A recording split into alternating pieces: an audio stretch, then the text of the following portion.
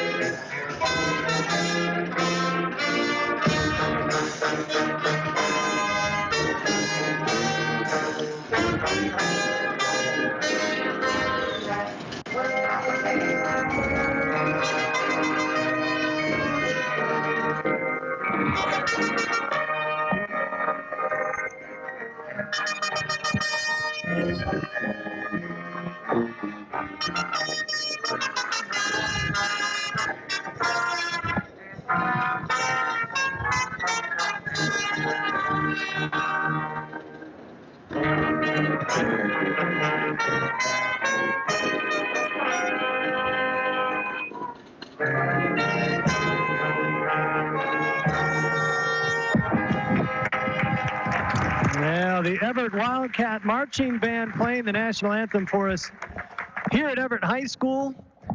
And we just love a good marching band. Love high school bands. Not at all biased in the least. Again, good Friday evening, everybody. Alongside my longtime broadcast partner, good friend and all-around Renaissance man, Gary Hawkeye Vanna. I am merely Jay Simon, and we are thrilled to have you tonight on a bit of a drizzly Friday night here in Everett as the Everett Wildcats play host to the McBain Ramblers, Week 5 of the 2019 high school season. This is the Shepherd's Insurance Agency broadcast booth, and it's the Pluger Mechanical pregame show, licensed and insured for all your new installations, HVAC services, and light plumbing. Call Aaron or his brother Brad at 282-3194. It is the 3-1 Hawkeye Everett Wildcats taking on the 1-3 McBain Ramblers. Two teams that on paper seem to be heading in the wrong directions, opposite directions, but I feel like I say this every week, but in the Highland Conference, other than possibly Beale City, I really feel like there's parity. McBain has been in 2 of their 3 losses, including last week right down to the wire. I would expect a battle here tonight as well. Well, you know, Coach Maloney told me just this week that they're 2 fourth down stops away from being 3-1. They had that extended arm that was just inches over the last drive by Lake City, and then Houghton Lake also had a 4th down conversion before that touchdown pass, and if they could have just turned the tides on just 2 plays, you're looking at 3-1-3. So, yeah, you know what? I was thinking about this, and it's September, and it's time to talk about playoffs. But we're not going to talk about playoffs about future opponents who McBain might be facing or where they're going to fall in the thing. What we're talking is that the hole McBain has dug for themselves, they're now in the playoffs, because if they lose, they're basically done for the season.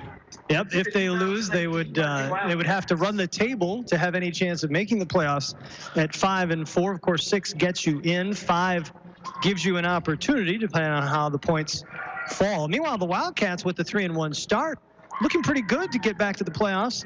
Have not been there since 2016. but they've got the toughest part of their slate still to come. Yeah, they had Beale City last week that gave them the first loss. They have McBain, and then they'll still have to face against Lake City. And then they close with Clare or Reed City. I forget which. We close with Clare. We close with Clare. So they must close with. I think it's them or Pine River. I thought it was Everett that's closing with Reed City. Wow. This year, yeah. It's Well, that's not the same Reed City team. No, that's fair, but that's still a Class B school. I lied. They close with Harrison. Harrison, however, is 3-4 coming into this game. Correct. Into this week. So must be Pine River that closes with Reed City. In any case, the Wildcats won the toss and deferred. The Ramblers won the toss and deferred. And so they will be kicking off to start our contest tonight. And Hawkeye, I am stunned because the Ramblers just kicked the ball down to the 5-yard line where it was scooped up and then brought back to the 20. Nolan Rowan on the return. By Nolan Rowan. By Caden McGillis. What I'm shocked by is that they kicked the ball to the 5-yard line. I thought after the run back by Lake City last week, or excuse me, by Houghton Lake 2 weeks ago, that we'd never see another deep kickoff again. Yeah, that is amazing that they did that. And I don't know. Well, it worked to their success as they pinned him at the 20. They did. Solid run back by Rowan, but the Ramblers will have first down at their own 21. Come out in a shotgun look. 3 receivers spread out. They want to throw. And off the mark. Pass intended for Brazington is incomplete. Is second down and 10. Danny Whitbeck, the junior quarterback. You're listening to WCDY, McBain Cadillac, Lake City, just underway here at Everett. Wildcats with their first possession going left to right across your radio dial in their home gold pants, blue jerseys with block gold coloring on the shoulder pads and those very Michigan-esque blue and gold helmets. Whitbeck in the shotgun. He's got 2 receivers to his right, sends a man in motion. That's Rowan. He'll give him the ball. Trying the left side, and the Ramblers sniff it out. Nowhere to go, actually. Stopped for a loss. Big Trevor Bode once again getting in there on the stop and making a 3-yard loss, causing Everett to have to think about the passing. And I tell you what, it's not raining right now, but there's a heaviness in the air. There's a mist. It's a Stephen King novel. 3rd and 13 now for the Wildcats. Kind of a pistol formation. Now the running back will shift next to Whitbeck. Wants to throw. Firing over the middle. Has a man. There's a little hook and ladder. And he is gone. 1 man to beat.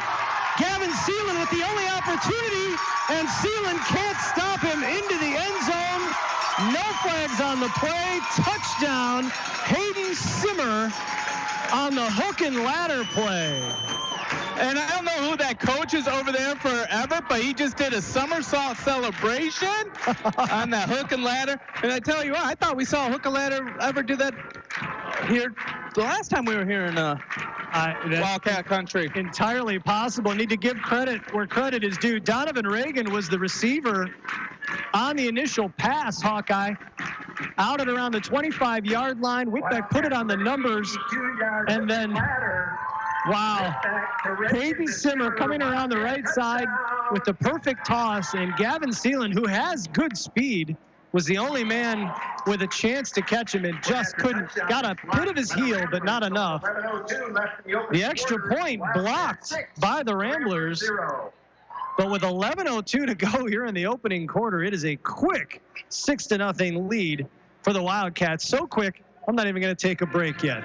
Yeah, Pat Craven is pulling out all the stops in this game right now. And, you know, he's a creative coach there. Well-schooled, well-disciplined. And it's got this Everett team believing and giving a little bit of momentum at home. Trying to see how McBain will respond. Both teams, Hawkeye, were introduced en masse. Both Pat Craven and Pat Maloney are old school, did not want their players introduced individually. And normally we would have the Northern Truck Service starting lineups, and that's where you get to hear Hawkeye do his imitation of the fastest talking man in the universe. Well, the amount of trouble I get with my wife, I have a lot of practice being a fast talker. To get yourself out of it. Yeah, but somehow it always gets it deeper. Broadcasting live from the Shepherd's Insurance Agency broadcast booth. We had a very brief Pluger Mechanical pregame show. A little bit of technical difficulties here in Everett. Always a bit of a challenge to broadcast from here. Great facility, the fairgrounds here, Thomas W. Smith Memorial Stadium. It's covered, so if it does rain, we're in good shape. Kickoff is taken by Caden McGillis at around his 15, trying the right side, slips to the ground, and he will be down at around the 27-yard line. That's where McBain will take over with 10:59 to go here in the opening quarter. 6-0, Everett with the lead. Like we said before, there's a mist in the air, and the heavy air caused him to slip as the field is soaking wet. That ball would be wet. It'll be interesting to see if we see Aaron Maloney out there. Well, you as you well know, Hawkeye, oftentimes the offensive player has the advantage because the defensive player doesn't know what he's going to do. Here's a handoff to Gavin Seelan, who hurls one defender over the 35-40 and takes it down to the 41-yard line, where he's got a Rambler first down, 14-yard pickup for Gavin Seelan, coming from his position in the right slot at wideout and taking the handoff from George Brown, the third no longer string quarterback. Here's a full house look. Handoff is up the middle and not much there for McBain. Stopped at about the line of scrimmage. Call it no gain. It was Sealand on the carry. It'll be 2nd and 10. So two plays, Hawkeye. We've seen a four wide receiver spread look, and we've seen the full house. Now we're coming back to the full receiver look. Bonicle's in the backfield, so you expect a jet sweep or a pass. Rodenbaugh was in motion, but instead they handed off to Seelan on a counter, and Seelan had some space, but then a nice tackle on the inside as Braden Cass took him down. Make it 3rd down and 6 for the Ramblers. Short gain of 4 as he gets to about the 45-yard line. It'll be 3rd and 6 for McBain. 9:55 remaining here in the opening quarter. 6-0 Everett. Right now, McBain looks a little bit crisper and a little bit quicker than I've seen him all season. Ramblers going right to left. Brown wants to throw out to the flat for Seelan, and well too far to his right. Seelan was double teamed. Not sure he'd have picked that first down up anyway. And the Ramblers now with a 4th and 6 decision from their own 45-yard line. Ramblers in their road green pants, white jerseys with those yellow winged helmets. Come out with the spread look again. Davis is your receiver to the near side. Ethan Barton to the far side. And George Brown will punt from that position. It's a skying punt that takes a Rambler bounce and will go inside the 15, down at the 14-yard line. It's down inside the 15-yard line of the Wildcat. And that's where Everett will take over. So the Wildcat defense forces a Rambler punt, and they'll take over with 9:38 to go here in the first. Wildcats are going to take over. Well, you know, in the last season, Craven was not very happy with this team, and he felt like they were undersized and they were undermanned. And he really made a dedication. Each one of these players from Everett made the dedication to hit the weight room and hit it hard this year, because he was not going to be out-muscled again on the field. Trips to the right for Whitbeck. He's got one man in the backfield, and the Ramblers are going to jump. Well, we've got movement over here. I actually think this is going to be called on the Wildcats as one of the wide receivers on the near sideline move. That'll cost him 5 yards. It'll be 1st and 15. It was kind of funny, though. Ethan Barton encroached on the far side of the field, and he looked at the visual, and then he pointed over to the receiver as far away from as possible. He moved. That's why I was drawn offside. He pointed aggressively. There's no doubt about that. So it'll be 1st and 15 now for the Wildcats from their own 9-yard line. Whitbeck directing traffic. He's got 2 receivers to his left, 1 to his right, 2 backs out of the shotgun. Whitbeck sends a man in motion, takes the snap. He'll hand it off. And this is Rowan trying to get to the corner and chase down nicely Ethan Barton. If Barton was still on the right side of the defensive line, Hawkeye, he came a long way to be involved with that tackle. No, he came over on the other side, but still Good pursuit from the big man. Back to the 8-yard line. It'll be 2nd and 17 now for Everett. 9:11 to go here in the opening quarter. Whitbeck now again in the shotgun. Has one back up in kind of the full house position. Now send another man in motion. A lot of activity on the offensive side of the ball. Trying to show patience, trying to draw McBain off sides. Now they're looking for a flea flicker, a man open, it's caught! Gavin Seelan again is the only man left, and he is stiff-armed to the ground. And they are going to score again, the Wildcats, with a 92-yard flea flicker, double pass. Not even a double pass. What is that called? That's a double pass. No, because the first one's not technically a pass. Well, then right. You know what I'm saying. Wide receiver pass. We'll call it that. I don't even know what the... Pat Craven is pulling stuff out. I can't even describe it. What is going on in Everett? I don't know, but... Danny Witt back with a lateral. That's a real hard for McBain to recover from that thing, too. Completes the pass to Justin Odell for a 90. Justin Odell with a 92-yard touchdown. And the extra point, again, is no good. This one... touchdown is no good. So with 8:55 in the first. 8:55 remaining here in the opening quarter. It is a 12-0 Wildcat lead. We'll take a break because I need to collect my thoughts. We'll be back in 30 seconds right after this. We've all been there. We rely on our vehicles more than ever to get us where we need to go safe and sound. McBain Auto Service is open Monday through Friday and are fully licensed and insured to serve you. With over 50 years combined experience, they specialize in everything from brakes to engine repair with no job too big or small. Stop in for a safety inspection. McBain Auto Service, located at 9438 South Maury Road in McBain, or call 231-825-2729. And welcome back to the Barnum and Bailey to Everett High School. Jay Simon alongside Gary Hawkeye Vanna, Abby Danforth turning the dials for us back in the studio.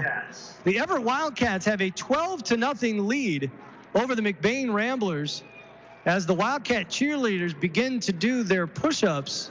And if this continues, they're going to have triceps the size of my legs. This is unreal. 8:55 remaining in the first quarter, and the Wildcats have scored on a hook and ladder play and a 92-yard wide receiver pass. Kickoff is taken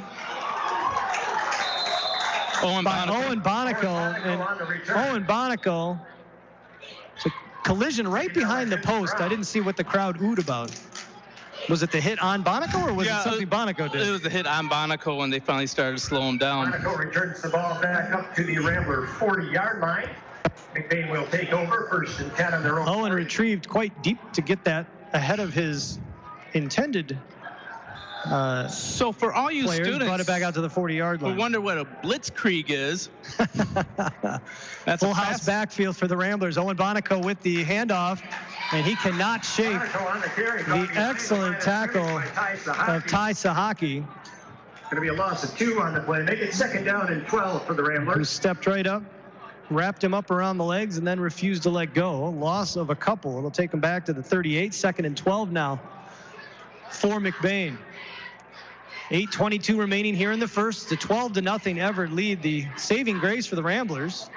2 missed extra points. George Brown III wants to throw. Firing over the middle has Gavin Seelan at midfield amidst several blue jerseys. Just across midfield. And that should be a Rambler first down. Great throw by George Brown III. It's going to be a Rambler first as there were several Wildcat defenders in the area, hit him right in the hands. 49-yard line. Yeah, Gavin Seelan has a fantastic set of hands, and if he can get some space, he's a great target there. Though Ethan Barton really took advantage of some of this last week. Brown wants to throw again, intended underneath and nearly intercepted. There was 2 defenders in the area with Gavin Seelan. Cam Brazington, who threw that 92-yard touchdown pass for the Wildcats, nearly intercepted that.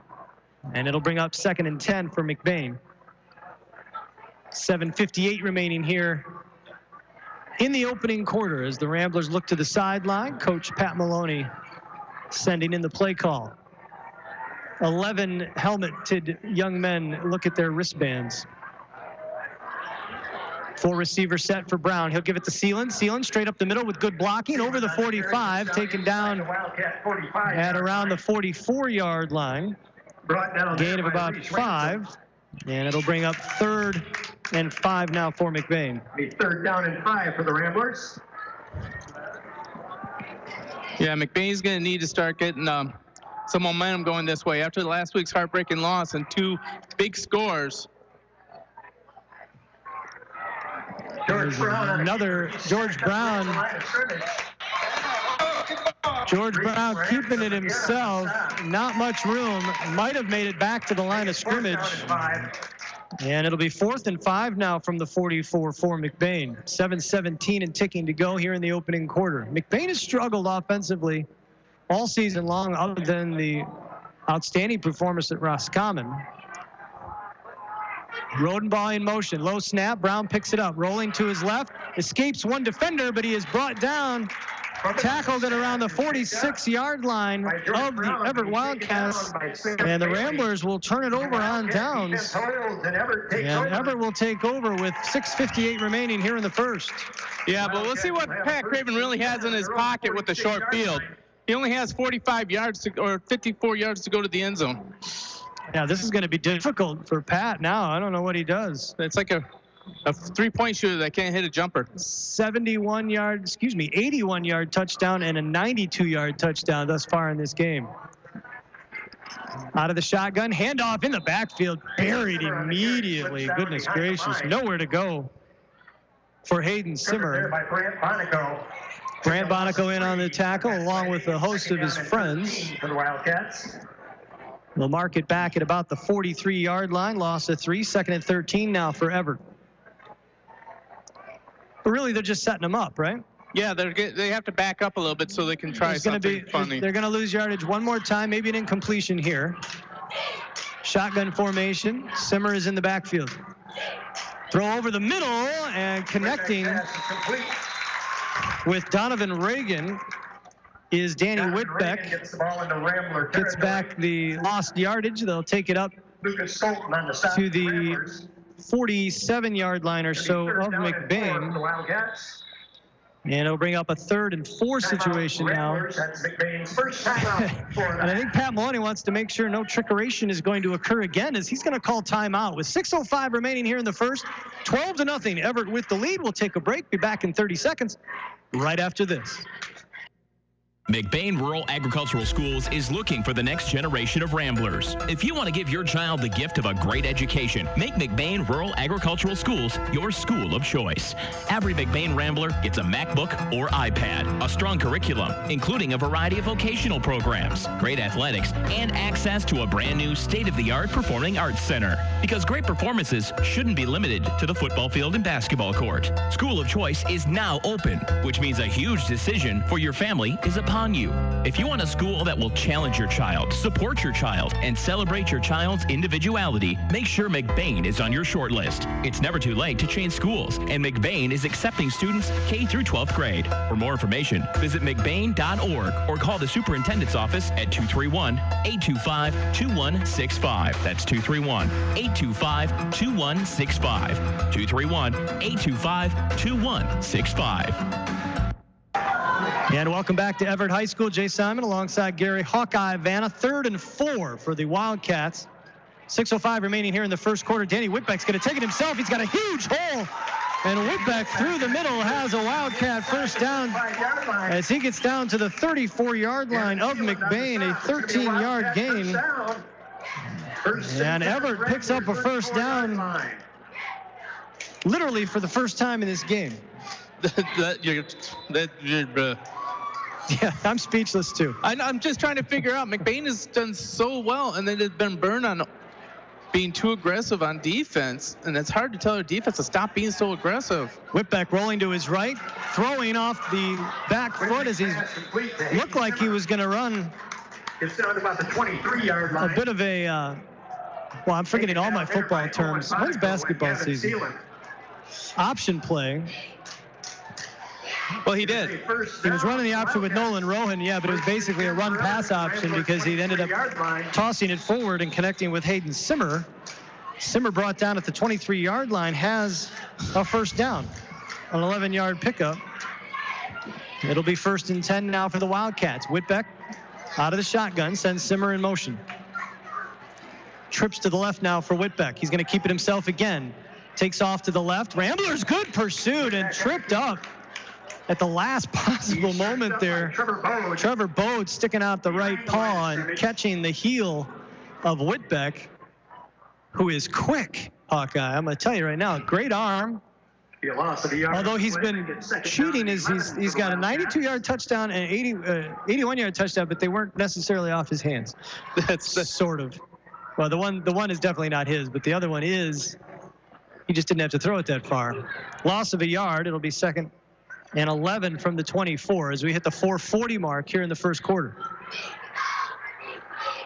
Shotgun look again. Simmer will shift to the left of Whitbeck. Now he'll send his man in motion. Fakes, rolling to his right, throwing underneath, has a man, cutting back inside, makes a man slip to the turf. Ethan Barton trying to stay with Justin Odell, went to the turf. Odell cutting back, will take it inside the 20, down to about the 19-yard line, give him 5. It'll be 3rd and about 6 now for Everett. That was Kagan Yaklin on the tackle. He's number 18 this game.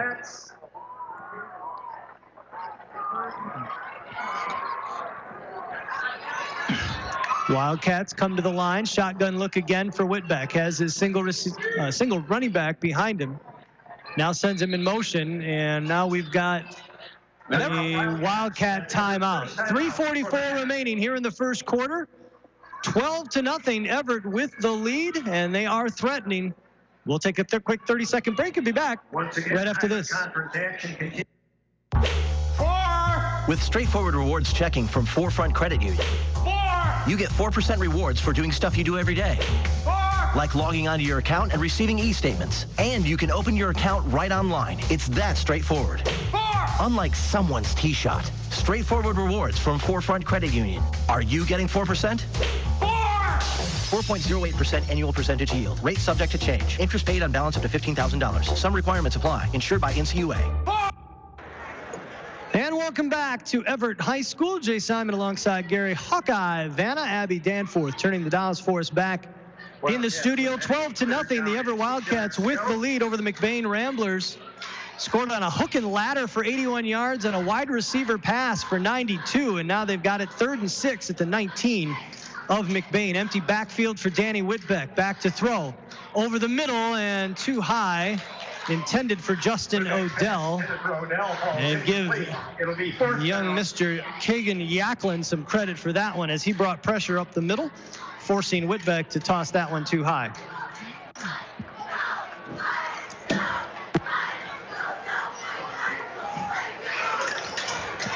Fourth and 6 now for Everett. 3:40 remaining here in the opening quarter. Big play for McBain to try and build some confidence defensively.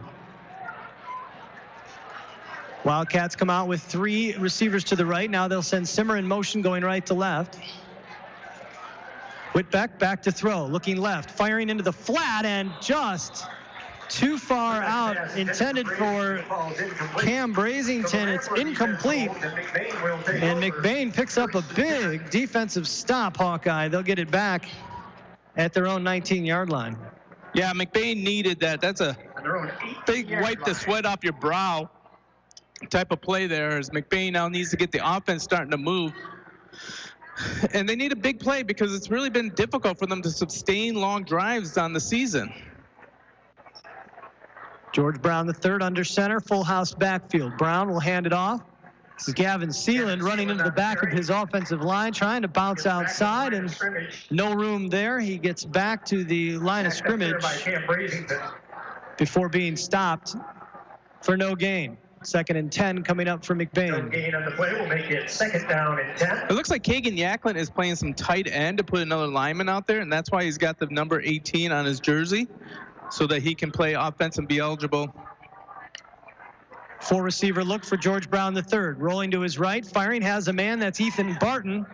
And Barton will take it up to around the 25-yard line, give him a 7-yard pickup. It will be 3rd and about 3 now for McBain. Pickup of 6 on the play will make it 3rd down and 4 for the Ramblers. It's not a PA announcer in the Highland Conference that ever agrees with me. Not one. 2:38 remaining here in the opening quarter. 12-0 Everett with the lead. 4-receiver look for the Ramblers. Brown in the shotgun with Owen Bonico. Sends Gavin Seelan in motion. Brown back to throw. Surveying, firing to his left. Sidearm sling with 3 blue jerseys draped on his back. Did he bring it in? Yes, he did. He did. What a catch by Gavin Seelan. I don't know how you box out 3 human beings at once. Somehow Gavin Seelan did. George Brown slung that in there, sort of Matthew Stafford-like with a little sidearm toss. And again, Seelan with great hands brings it in. First down at the 32. Brown again to throw, rolling to his right, directing traffic. Now launching, looking to go deep, has a man back there. It's Davis, caught! And Davis will slip to the ground at the 20-yard line of Everett. First down, McBain. What a big play. Actually, that is Chubby, Josh Hart with the reception. Why do I call him Davis? I know who that is. I don't understand that. Thank you. Well, I just want Josh Hart. Is there a famous Josh Davis? 20-yard line. I think there's a famous Josh Davis. Maybe that's why I'm doing it. But Josh Hart is even more famous, and he's got a first down for McBain at Everett's 20. Inside handoff to Seelan. He's taken down behind the line of scrimmage. Gavin Seelan went down hard on the counter. 14 to the Ramblers. And they'll take it back to the 24-yard line. It'll be 2nd and 14 now for McBain. This is a great throw, by the way, on that previous play by George Brown III. On the run, rolling to his right, and just slinging it downfield. And a better catch by Hart in traffic. Brown wants to throw again out to the left side. Intended for Seelan, but well over his head. We'll make it 3rd down at 14. Defended by Cam Brasington. Well, you know, these are passes I wouldn't even have the guts to throw at, and Brown's putting them in small windows. And if he doesn't get in the window, he's making sure no one else gets it but his own guy. So, minute 17 remaining here in the opening quarter. 12-0 Everett. McBain with a 3rd and 14 at the Everett 24-yard line. They'll get 2 opportunities, no doubt, to try and pick up these yards here. 4-receiver set. Seelan is the running back. Brown will fake it to him. Now take it straight up the middle, and George Brown III over the 20-yard line. Picks up the 20-yard line. Close to half. We'll give him the 8. Excuse me. And 8 for the Ramblers. Give him the 18-yard line, and that'll make it 4th and 8 now for McBain. Brown again in the shotgun. This time Bonico. Yeah, we get a quick timeout from Pat Craven.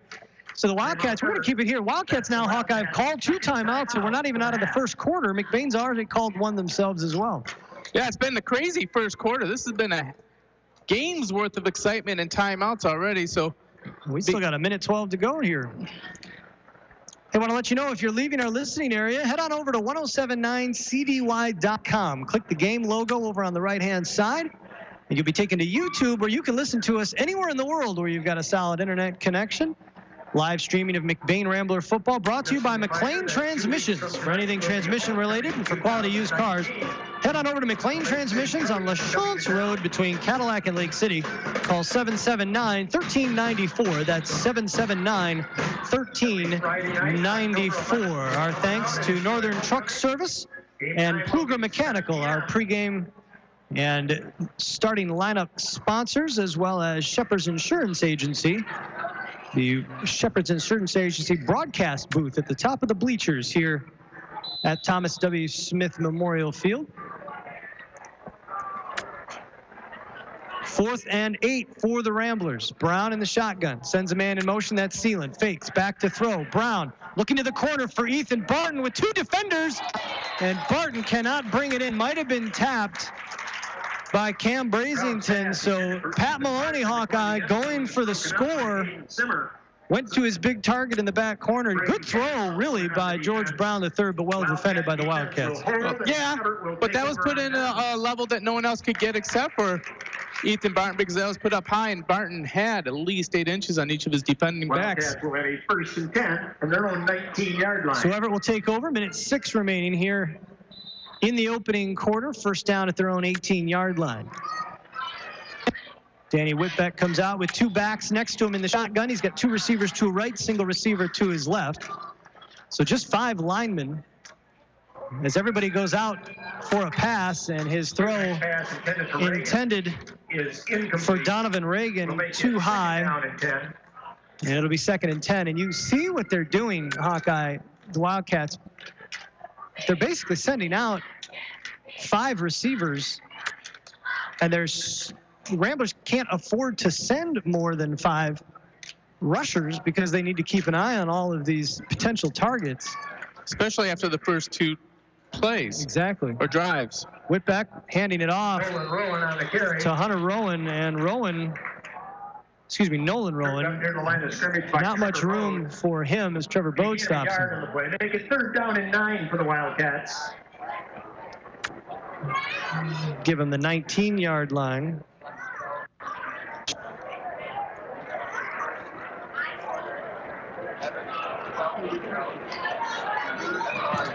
Third and 9 now, 35 seconds remaining in the first. Whitbeck out of the shotgun, sends Simmer in motion to his right.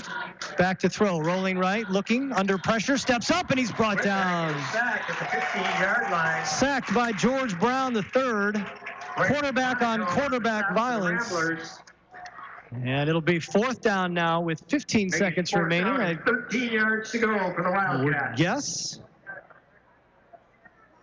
that we will see all the way back to the 15-yard line. Don't make any guesses. I don't know what we're going to see with Craven today. No, you're right. Will they get this off? They will not. That's going to be the end of the first quarter. So the opening quarter is all in the books. 12-0. The Everett Wildcats with the lead, but McBain maybe possibly will be getting the ball back, barring another Pat Craven special. We'll take a break and be back in 30 seconds right after this. Just like a referee needs great eyesight to make the big calls, you need great eyesight to tackle life's challenges. At Advanced Optometry in Cadillac, their qualified and professional staff works together to ensure your visit is comfortable, accommodating your busy schedule and addressing any questions prior to your appointment. Whether it's a general eye exam or treating a condition that requires an in-depth diagnosis, you'll get undivided attention and a plan based on your needs and Advanced Optometry's expert opinion. Focused on your eye health, Advanced Optometry on Polister Street in Cadillac. Learn more at advancedoptometry.com. What is that the theme music to, Hawkeye? The A-Team. The A-Team, that's what that is. The Everett Marching Band. I can't place all this stuff. Everett Wildcat Marching Band playing the A-Team theme music. Welcome back to Everett High School. Jay Simon, Gary Hawkeye Vanna with you. Abby Danforth back in the studio. Second quarter about to get underway.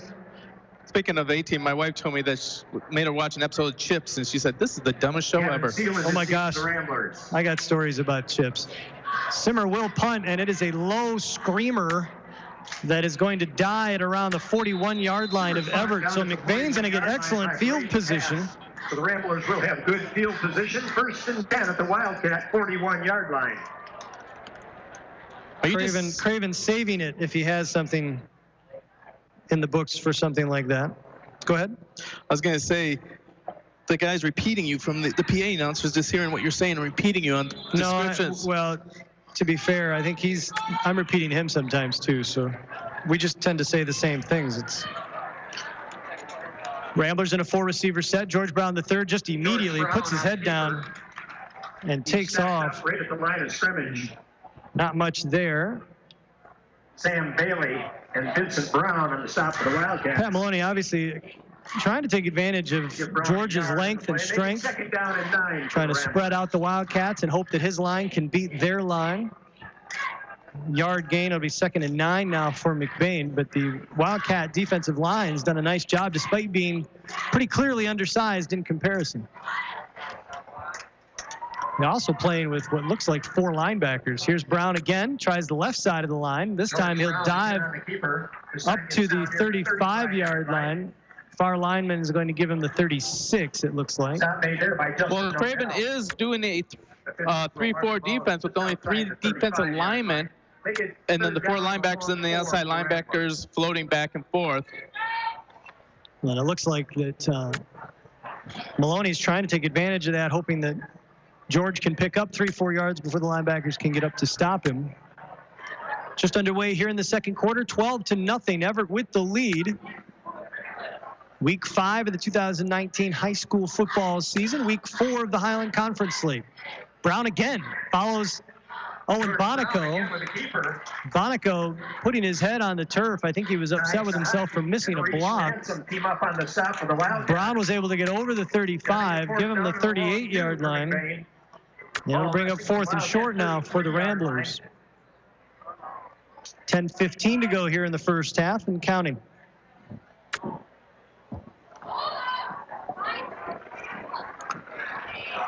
And this is time for the offensive line to man up because we know they're putting on their backs.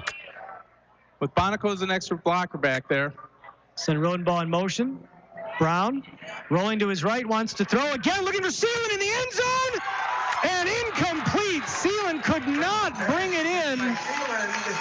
He had his man beat. Brown put the ball on the money, but Seelan could not hang on to it as he went to the turf. And the Wildcats will take over. Boy, George Brown, the third Hawkeye, has put the ball on the money twice in the end zone, and his receivers have just not been able to bring it in. Yeah, we could have a completely different game. Surprising that Maloney decided to go for the end zone on that. Well, it's a good call. He had him. He was open. Gavin just couldn't quite bring it in. That has to be a slick ball, and going to the turf as well is a difficult catch. Gavin got rid of the gloves after that play.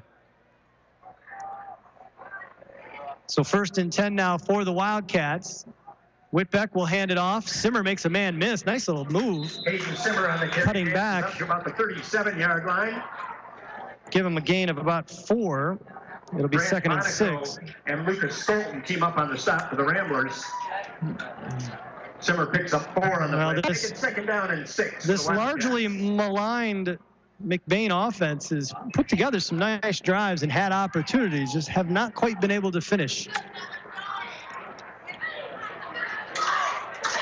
2 receivers set. Shotgun for Whitbeck.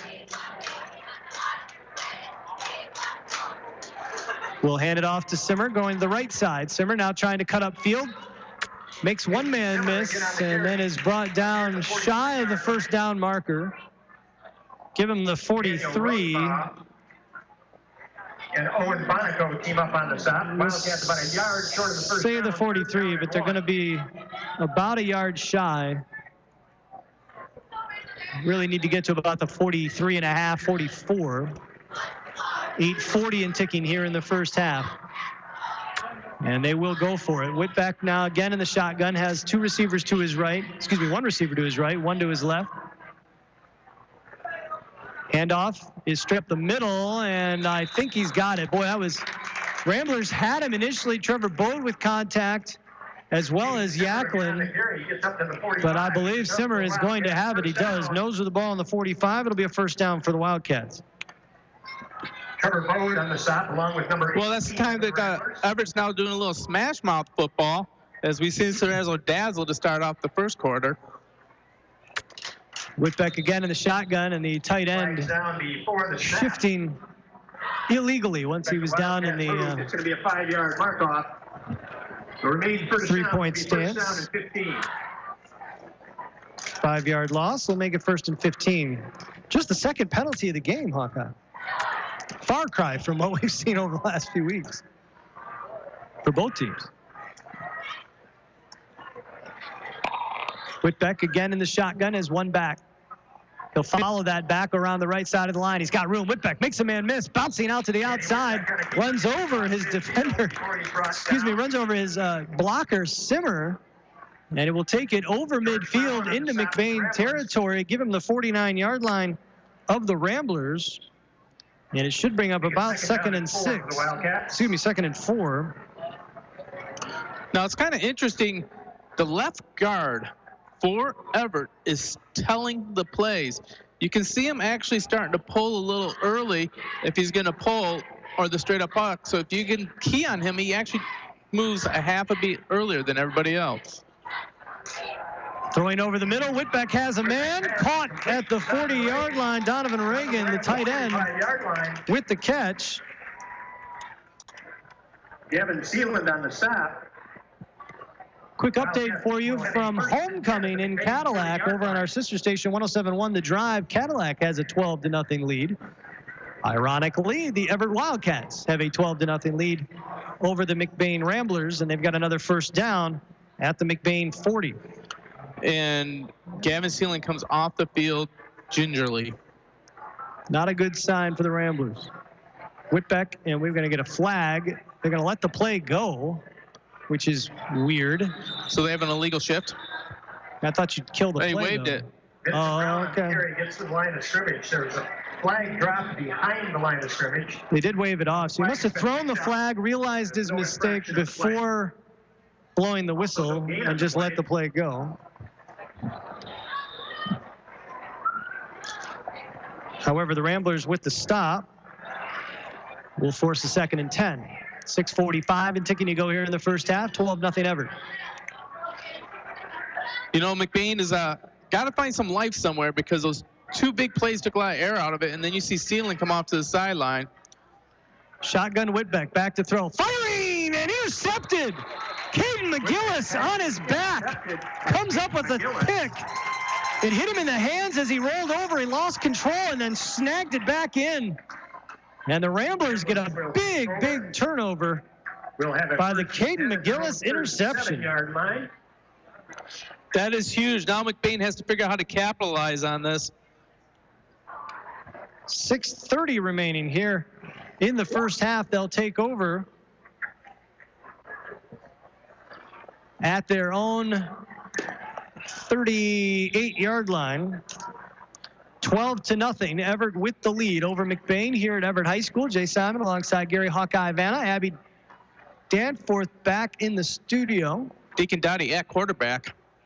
George Brown back to running back in the full house. With Sealand on the sideline, that's unsurprising. The handoff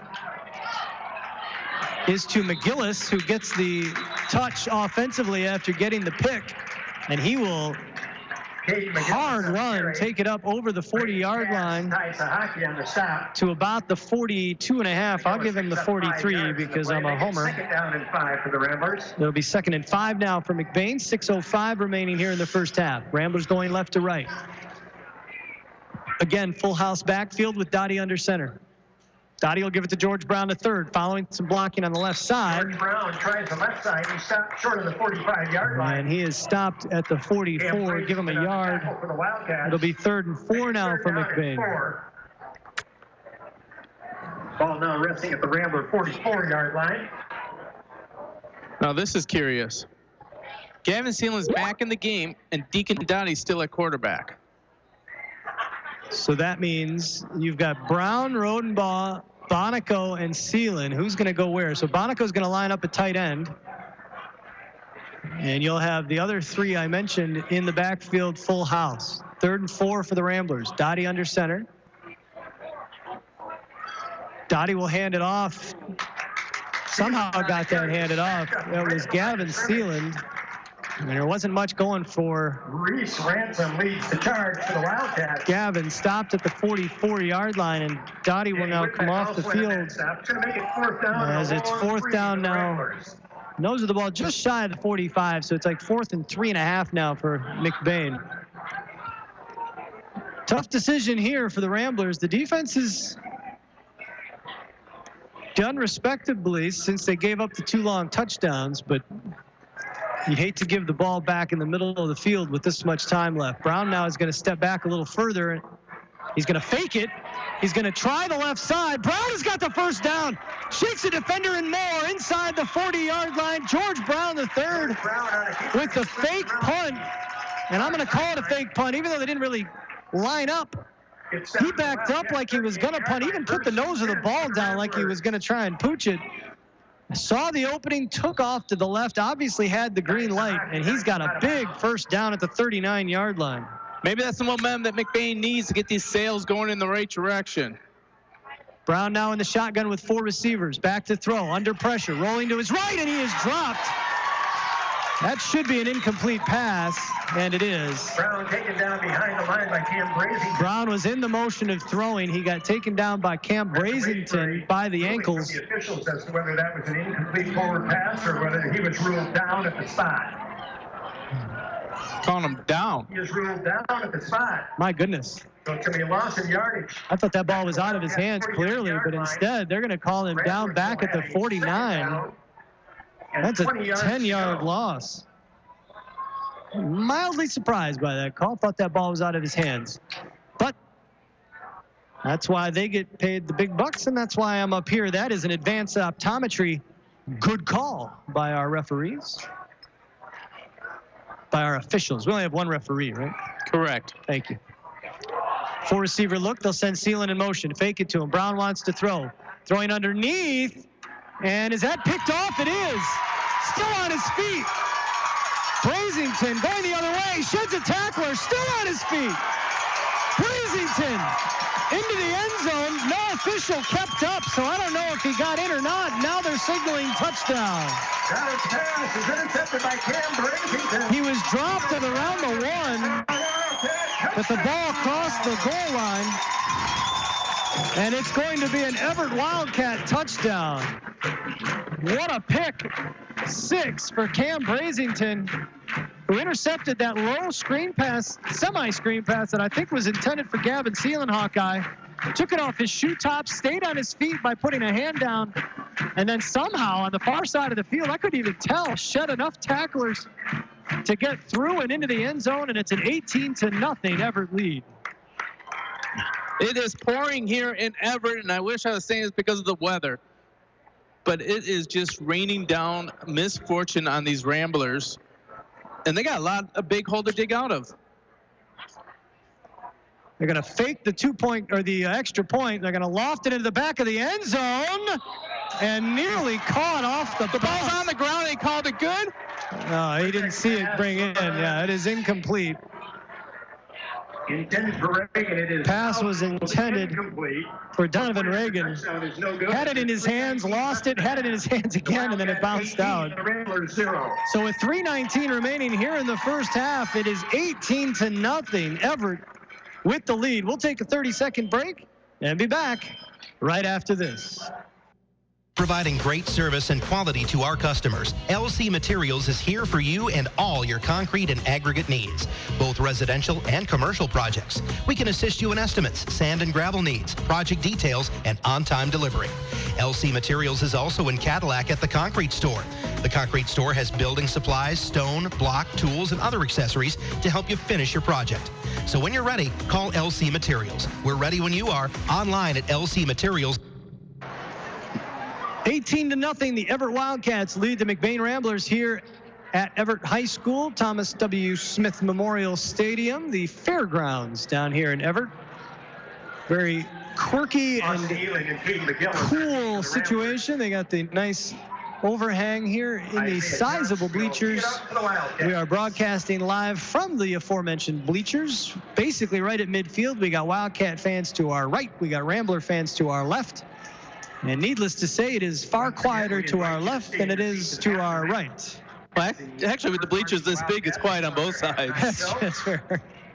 The grandstand. Jay Simon alongside Gary Hawkeye Vanna. Abby Danforth turning the dials for us back in the studio. The Everett Wildcats have scored on an 81-yard hook and ladder, a 92-yard wide receiver pass, and a 51-yard pick six. I was expecting an outside kick on that. The kickoff is taken around the 35 up to the 40. Goes Justin Gildy. And that is where the Ramblers will take over. 3:08 remaining here in the first half as the Ramblers desperately need something to go positively for them here in this first half. Mark it at the Ramblers 39. So it'll be 1st and 10 for McBain on their own 39.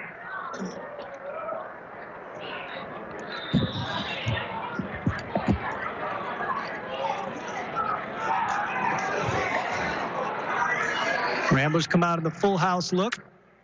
Dottie is under center. George Brown III in the backfield. He'll get the handoff. Brown is tripped up in the backfield and dropped right at the line of scrimmage. No gain. It'll be 2nd and 10. The full house Hawkeye has not done much for the Ramblers thus far in this contest. They've had better luck having George Brown sling it.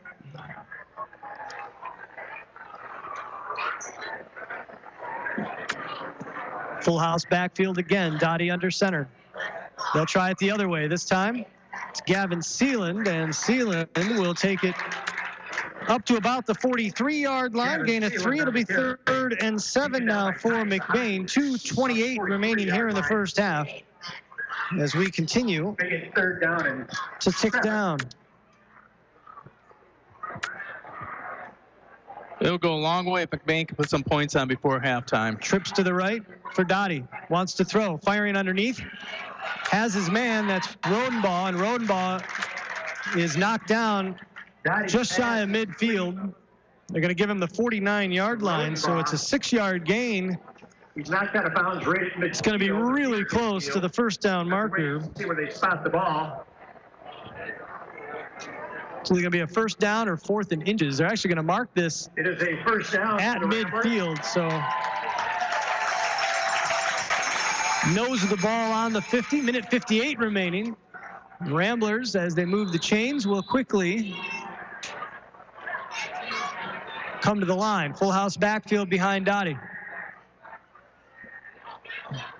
They'll give it to Seeland. Seeland is wrapped up and buried in the backfield. What a tackle by Cam Brazington.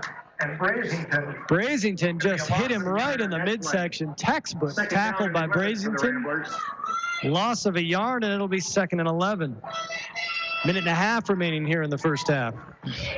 Yeah, the offensive line had a great push, but the weak side linebacker snuck behind a pulling tackle and was able to get Seeland from behind and still let him get out and run.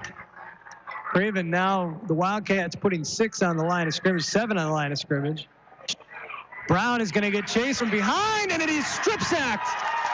And it is recovered by the Wildcats. Hayden Simmer coming from the blind side.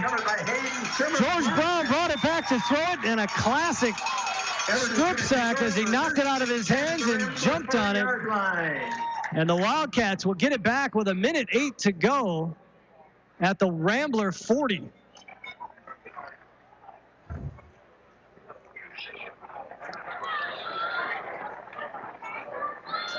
You know, at first we were like, I was hoping that they would score on this one. Now I'm just hoping they keep them out of the end zone. What might Pat Craven dial up with 1:08 to go? Shotgun formation for Whitbeck. Wants his running back to go to his left. High snap, Whitbeck corrals it. Now he'll just run, and buried in the backfield, Owen Bonico diving through and taking Whitbeck down back at the 42-yard line. It'll be 2nd and 12 now with 50 seconds to go.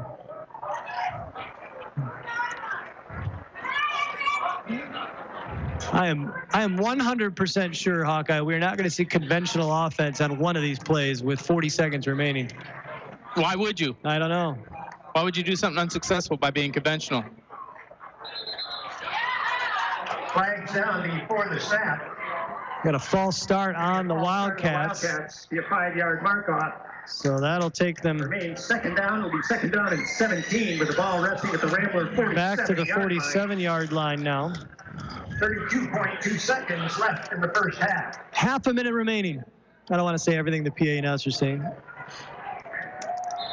Yeah, time to get out of this half and try and reset the game controller so you can come back in the second half. Whitbeck in the shotgun, sends a man in motion. Whitbeck back to throw, firing underneath, has a man, believe that is caught.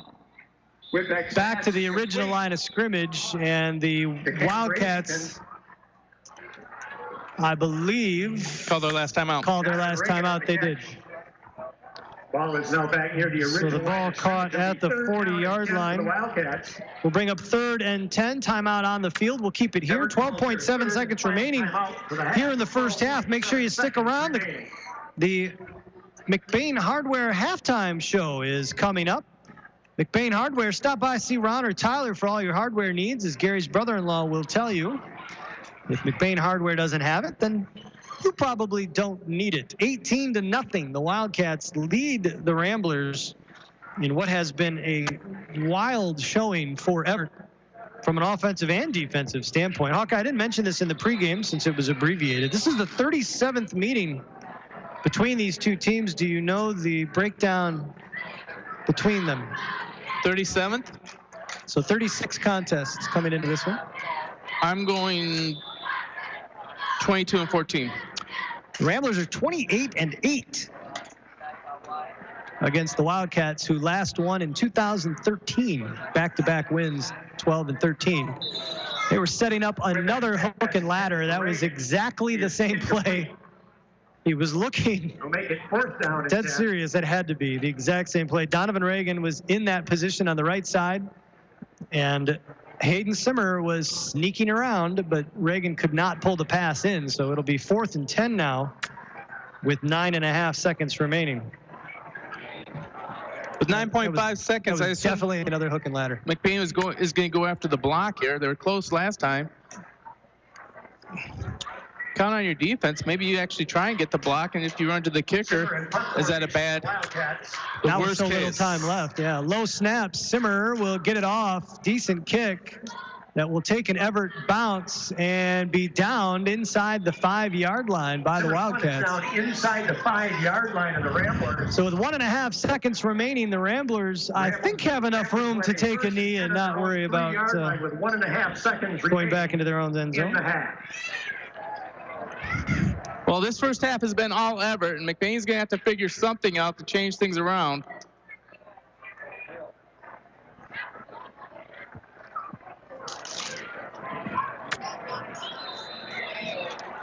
Cannot imagine the Ramblers will try to run a play here from their own 3, excuse me.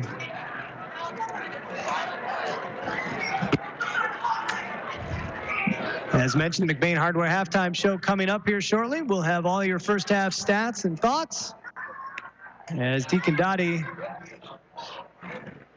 will hand it off, and the Ramblers Seaman on the carry.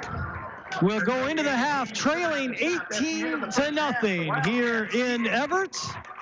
We will take a break, collect our thoughts and stats, and be back. The McBain Hardware Halftime Show coming up right after this.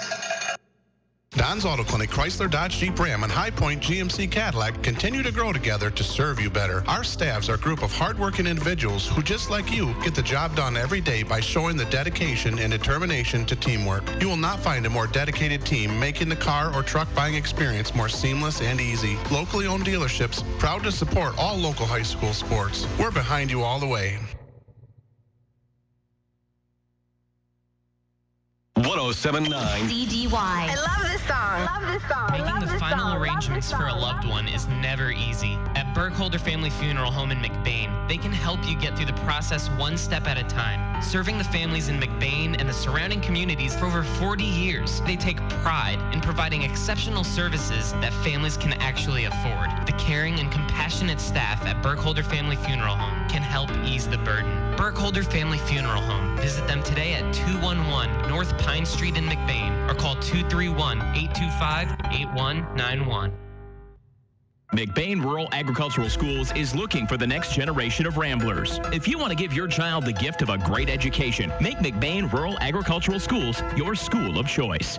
Every McBain Rambler gets a MacBook or iPad, a strong curriculum, including a variety of vocational programs, great athletics, and access to a brand new state-of-the-art performing arts center. Because great performances shouldn't be limited to the football field and basketball court. School of Choice is now open, which means a huge decision for your family is upon you.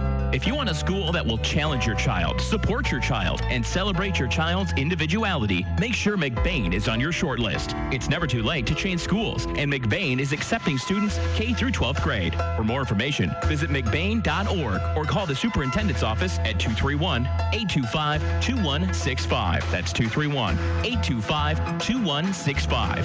231-825-2165. McBain Rural Agricultural Schools is looking for the next generation of Ramblers. If you want to give your child the gift of a great education, make McBain Rural Agricultural Schools your school of choice.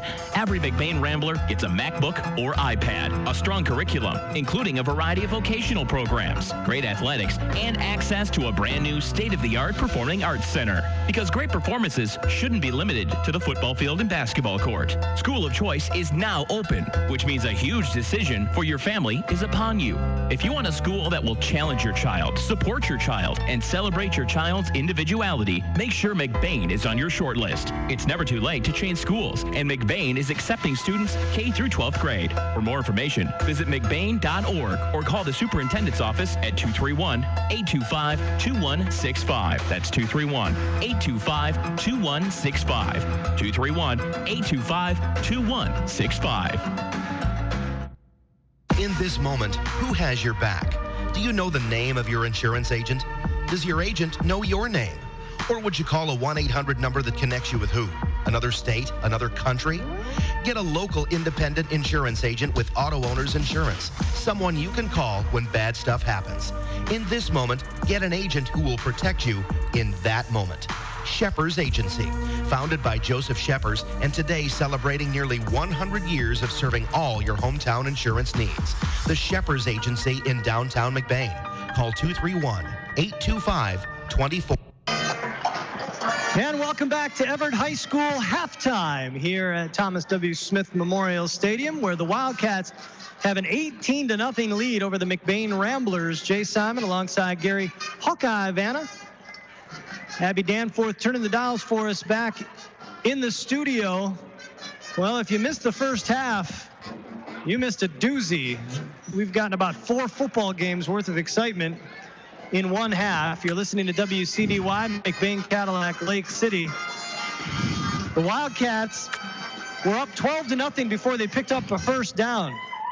Scored on an 81-yard hook and ladder play on their opening possession. Forced the Ramblers to punt, then scored on a 92-yard wide receiver pass on the subsequent possession. And their third touchdown was scored on a pick 6. So the good news, I guess, if you're a Rambler fan, the defense has prevented the Wildcats from scoring conventionally. Oh. It's a good thing with this stormy night that you found the one silver lining in the whole first half, and that's it. Hawkeye, you've got some first half statistics for us. George Brown, 4 for 10, 75 yards and a pick. Josh Hartley in the receiving with 49 yards on a single catch. Gavin Seelan, 2 catches for 20 yards. Ethan Barton, 1 for 6. Daniel Rodenbaugh, 1 for 6. Rushing, George Brown, 8 rushes, 46 yards. Gavin Seelan, 9 rushes, 23 yards. Caden McGillis, 1 rush for 6 yards. Tackling is being led by Owen Bonico with 3. Kagan Yaklin has 3, and Trevor Bode with 2. That is my first half stats. That was way quicker than I anticipated. It's been a rough go for the Rambler offense and a rough go for the Rambler defense as Everett Wildcat head coach Pat Craven has pulled out all the stops. As mentioned, on the bright side, they've had opportunities. 2 different times they've had receivers in the end zone, good throws from George Brown III, but they just have not been able to bring it in. It is a drizzly night. The rain now actually visible through the lights. It's been misty all evening, but now it's definitely coming down.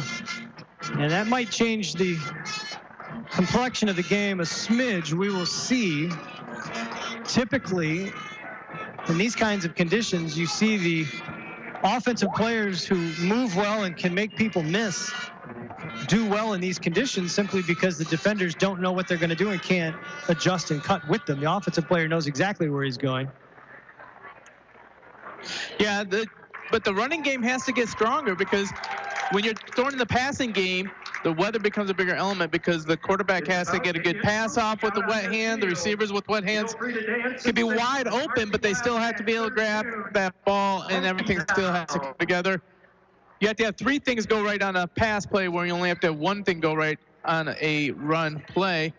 So it's going to be on the back of the running backs, but, you know, there's some division amongst the Ramblers on their own, pointing fingers. They're chewing each other out, and they need to get them back as a team. I hope that Coach Maloney draws up some type of team unity thing at the half so that people will start supporting each other, and then maybe they can go row the boat in one direction. Quick update for you over on our sister station, 107.1 The Drive. Cadillac celebrating homecoming tonight, has a 20-0 lead at the half, and the Manton Rangers trail Roscommon 8-6. You can hear that one by going over to 107.1thedrive.com. Click on that game logo and listen to that streaming live with Rick Swanson. Here we've got an 18-0 Everett lead as the Everett Wildcat Marching Band taking the field and performing for a decent-sized crowd here for a drizzly Friday evening. I want to let you know this broadcast brought to you in part by McBain Rural Agricultural Schools, Don's Auto Clinic, and High Point Cadillac GMC, LC Materials, and McBain Family Pharmacy. You're listening to the McBain Hardware Halftime Show. And we are coming to you live from the Sheffers Insurance Agency broadcast booth. Well, Hawkeye, put yourself in Pat Maloney's shoes. Tighten those laces up because he's probably got bigger feet. Tell me what you're telling this Rambler team here at halftime.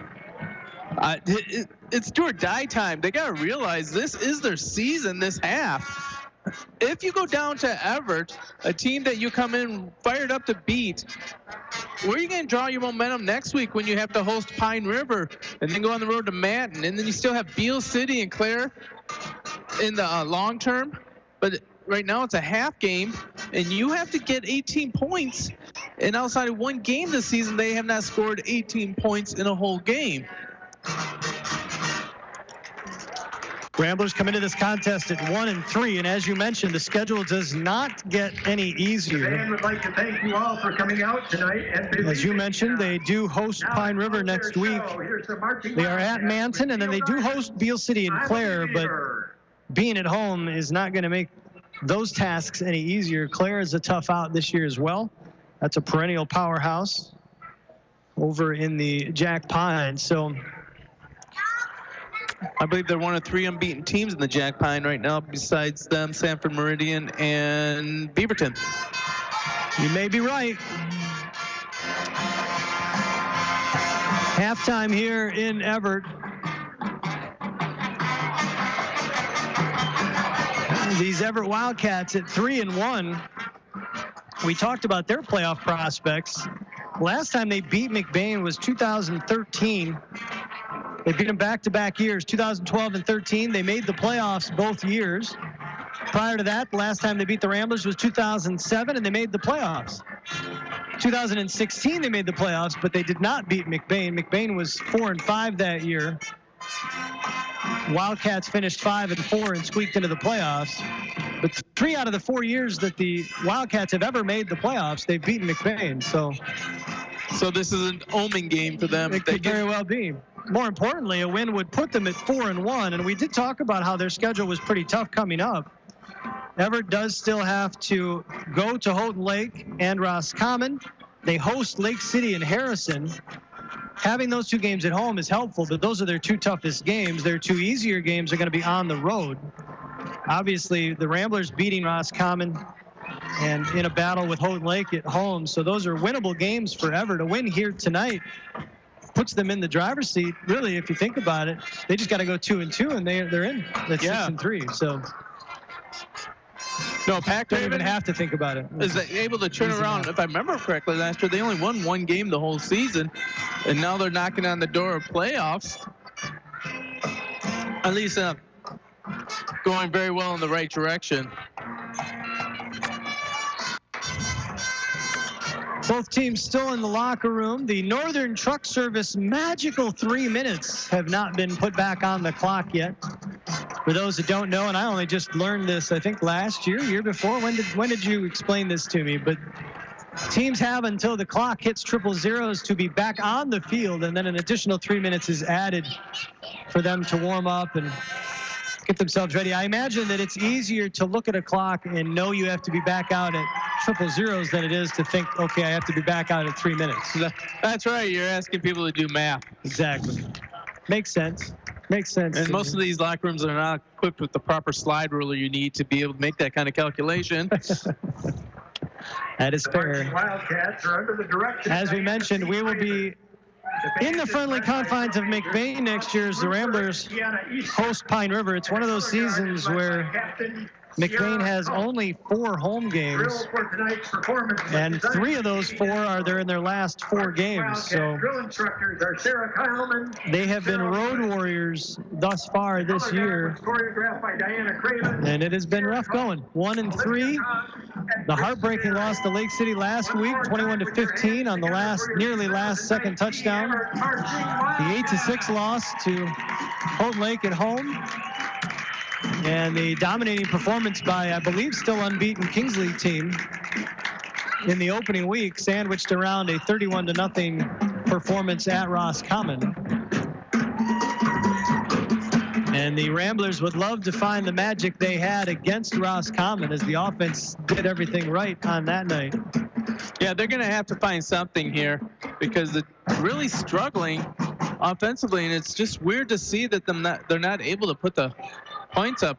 And I don't know if you mentioned this earlier, but I feel like Pat Craven's playing mind games ever since McBain walked into the field here by flipping the home and away benches. No, I didn't even mention that on the air. You're absolutely right. We are on what is traditionally the home side of the field. Now here in Everett, they really don't have any bleachers. They don't have any bleachers on the far side of the field. They have a really tiny sort of tower press box of sorts on the far side where the visiting coaches box often is, but I believe Everett typically uses that for their coaches. And then normally the press box side, which is where we're sitting right underneath the press box here at the top of the bleachers, is where the home team would be, but instead McBain is on the near side of the field. I never did mention that on the air. You're absolutely right. So, tell you what, I hate to be up in that crow's nest tonight because with the rain coming down that long ladder. That's going to be tough. They're very careful. McBain has returned to the field. Everett has about 25 seconds remaining to get back onto the field and avoid any sort of, I don't know, what is the penalty for that? Delay game.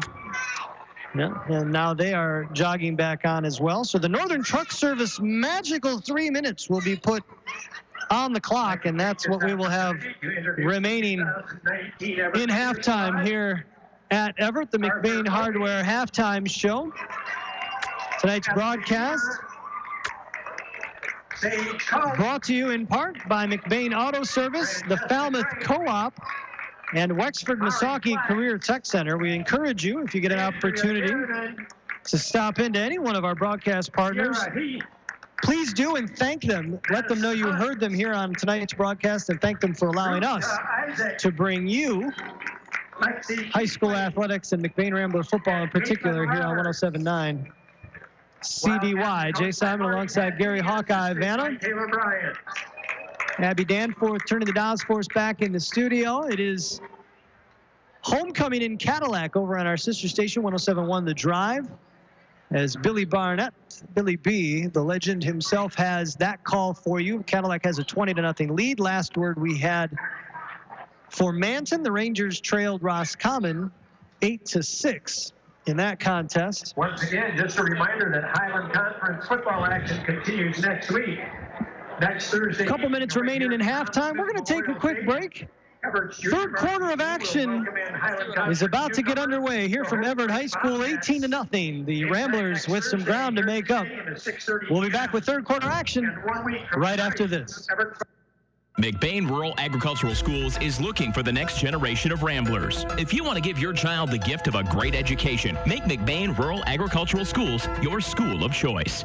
Every McBain Rambler gets a MacBook or iPad, a strong curriculum, including a variety of vocational programs, great athletics, and access to a brand new state-of-the-art performing arts center. Because great performances shouldn't be limited to the football field and basketball court. School of Choice is now open, which means a huge decision for your family is upon upon you.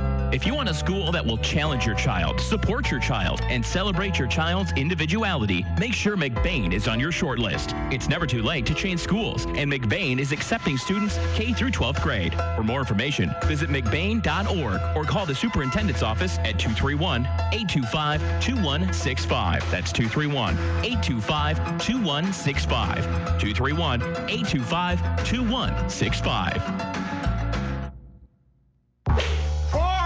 With straightforward rewards checking from 4Front Credit Union, you get 4% rewards for doing stuff you do every day, like logging onto your account and receiving e-statements. And you can open your account right online. It's that straightforward. Unlike someone's tee-shot, straightforward rewards from 4Front Credit Union. Are you getting 4%?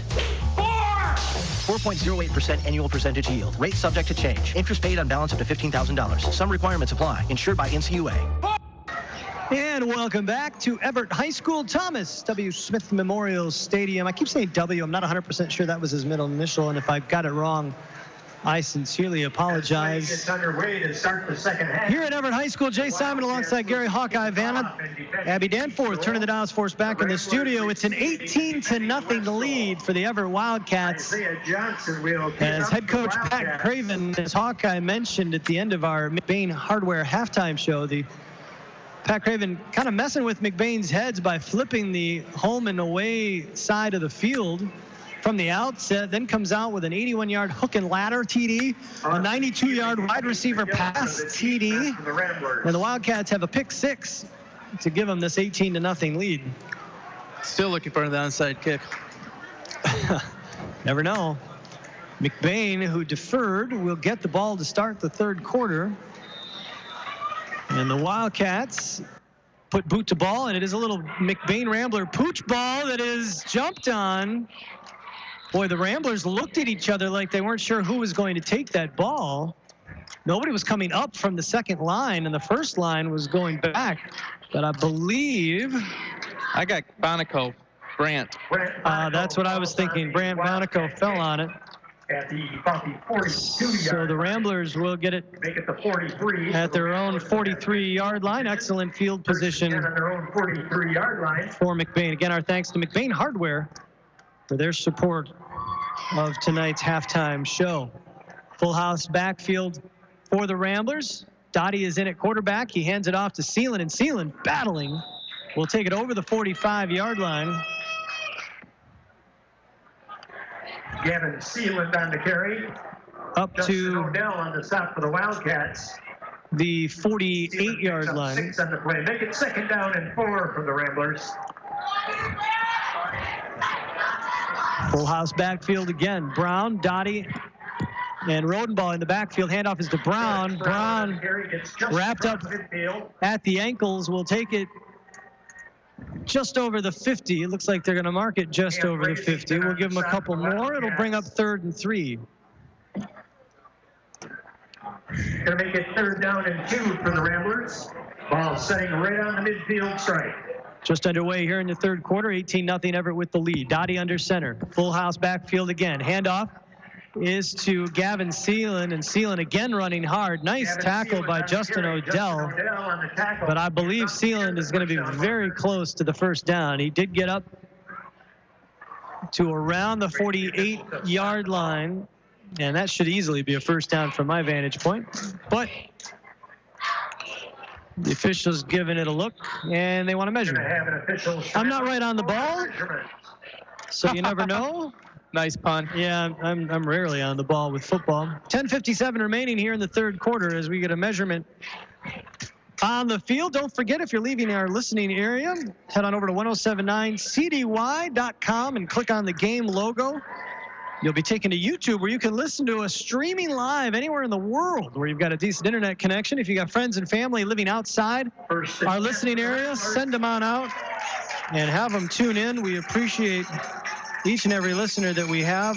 Live streaming of McBain Rambler football, brought to you by McLean Transmissions.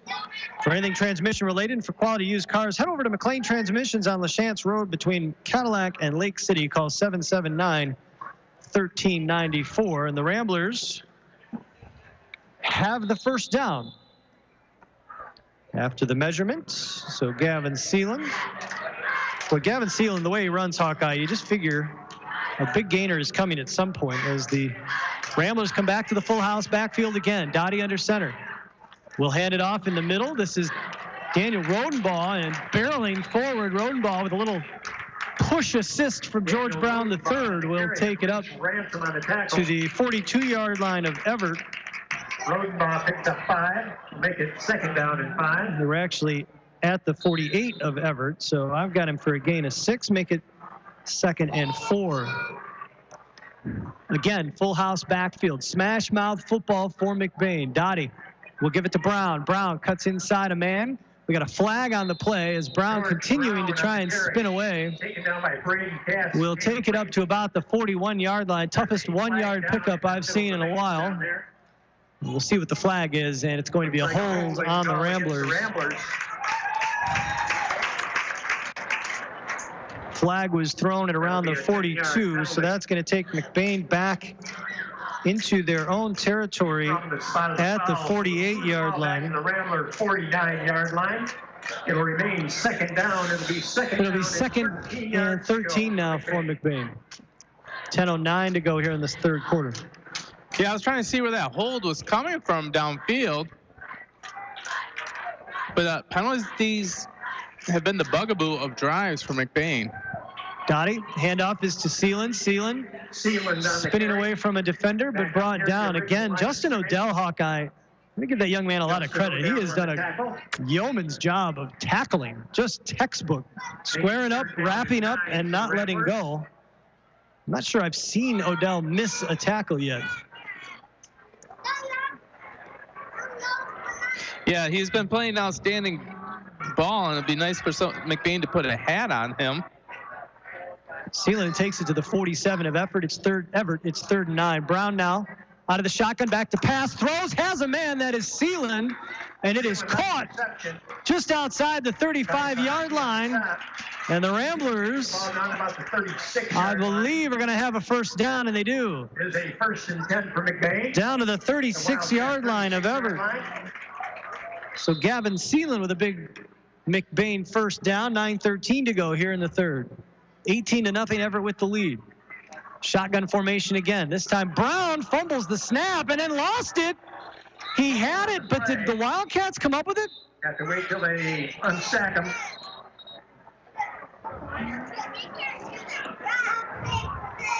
Didn't see who came up with the ball.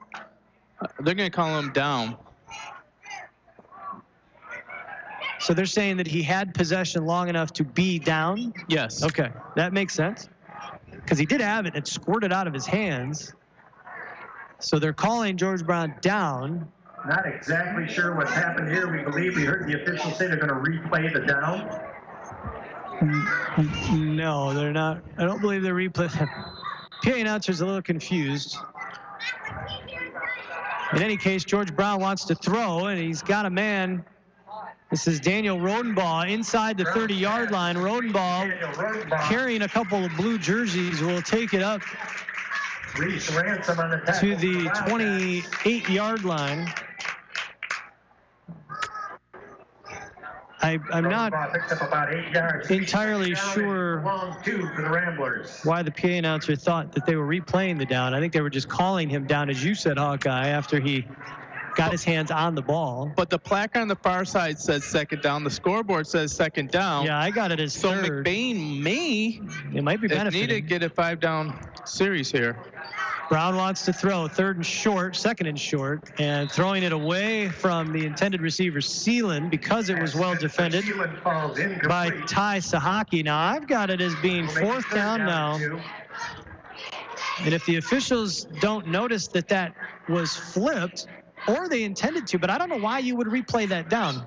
It didn't get whistled ahead of time, right? There was no flag on the play. There was no flag. It was a 2-yard loss. There was no early whistle. Yeah, I think the Ramblers are going to get a 5-down series. I think you're right.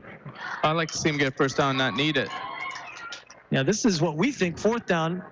Instead, it's 3rd and 3. Brown is going to flip it, and he's got him. Rodenbaugh caught on the sideline. Rodenbaugh into the end zone. Touchdown, Ramblers. Rodenbaugh with the catch around the 11-yard line, made Simmer miss, and then somehow managed to dances away up the sideline and into the end zone. And you're right, Hawkeye, irrelevant. Call it a 4th down conversion. And it's a touchdown for the Ramblers. They are on the board. And now they got to start going for 2-point conversions right now. They just need one to be successful, along with 2 more scores.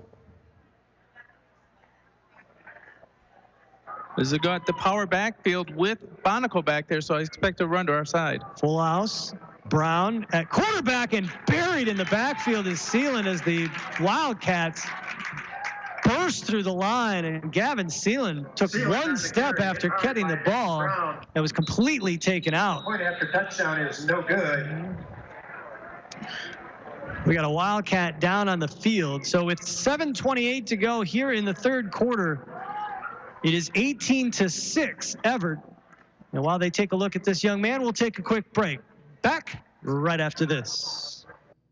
Just like a referee needs great eyesight to make the big calls, you need great eyesight to tackle life's challenges. At Advanced Optometry in Cadillac, their qualified and professional staff works together to ensure your visit is comfortable, accommodating your busy schedule and addressing any questions prior to your appointment. Whether it's a general eye exam or treating a condition that requires an in-depth diagnosis, you'll get undivided attention and a plan based on your needs and Advanced Optometry's expert opinion. Focused on your eye health, Advanced Optometry on Pollester Street in Cadillac. Learn more at advancedoptometry.com. In this moment, who has your back? Do you know the name of your insurance agent? Does your agent know your name? Or would you call a 1-800 number that connects you with who? Another state? Another country? Get a local independent insurance agent with Auto Owners Insurance. Someone you can call when bad stuff happens. In this moment, get an agent who will protect you in that moment. Shepherd's Agency, founded by Joseph Shepherd, and today celebrating nearly 100 years of serving all your hometown insurance needs. The Shepherd's Agency in downtown McBain. Call 231-825-2411. And welcome back to Everett High School. Jay Simon alongside Gary Hawkeye Vanna Abby Danforth back in the studio, twisting the dials. It is 18-6. The Wildcats lead the McBain Ramblers as McBain kicks off following the touchdown. This is taken at the 20-yard line. Wow. And one ball on the ground. McBain needs it. Right behind the post, Hawkeye. Who drilled him? A fumble on the return. McBain thinks they have it. I think I got Trevor Bode on the... It was Austin Deller, and it is McBain football. Austin Deller on the return got laid out by one of the Ramblers. Hawkeye sees... I'm going to it's a Camp House. Camp House? Camp House. 51. Derek Camphouse with the hard tackle caused the Wildcat fans to our right to ooh. And the ball came out. Ramblers with the recovery. And so after the touchdown, they'll get it back with excellent field position at the 35-yard line of Everett. Low snap again, and the Ramblers are going to give it right back. The low snap came right off of Brown, kicked forward, and the Wildcats jumped right on it. And just like that, the Ramblers' excellent field position turns to dust. Right back to the Wildcats.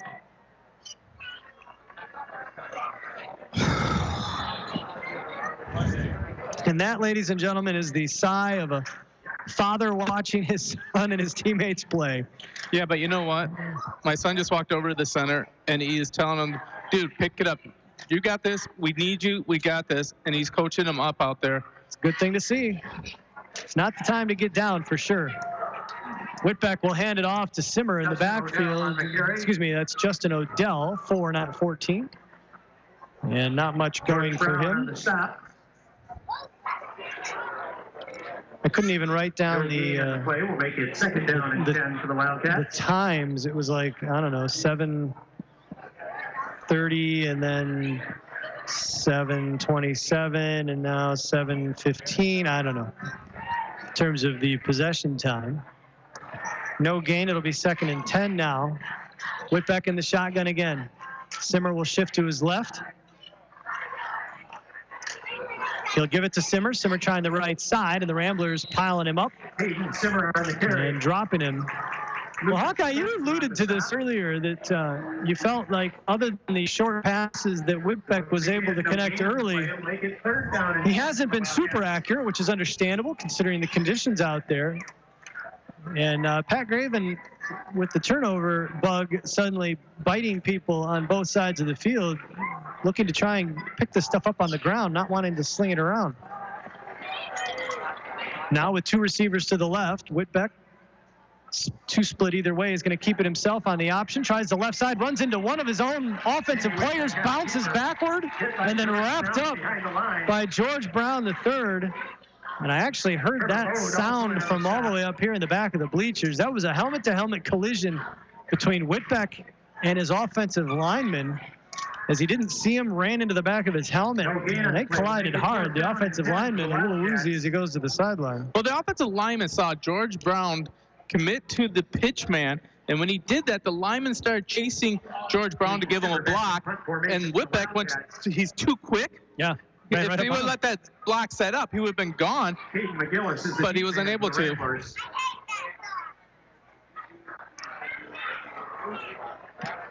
Punt might have been partially tipped.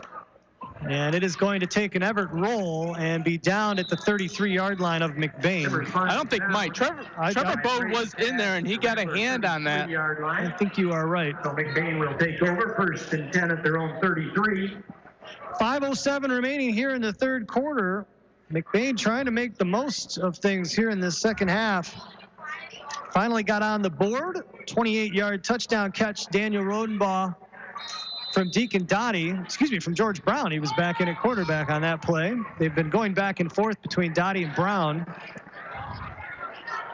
And now it is first down at the own 33 for Brown in the shotgun. Wants to throw. He'll pull it down, takes off straight ahead, and stumbling forward somehow will pick up 5-yard line. A few yards. Reese Ransom on the tackle. Going to take it up to about the 36, and Gavin Sealand is not getting up. He is sitting up, but he is sitting there with his leg out. And of course, Gavin Sealand has battled that knee injury. And you don't like to see that. That young man is an incredible athlete, and it has been frustrating, I am sure, for him to deal with this knee issue.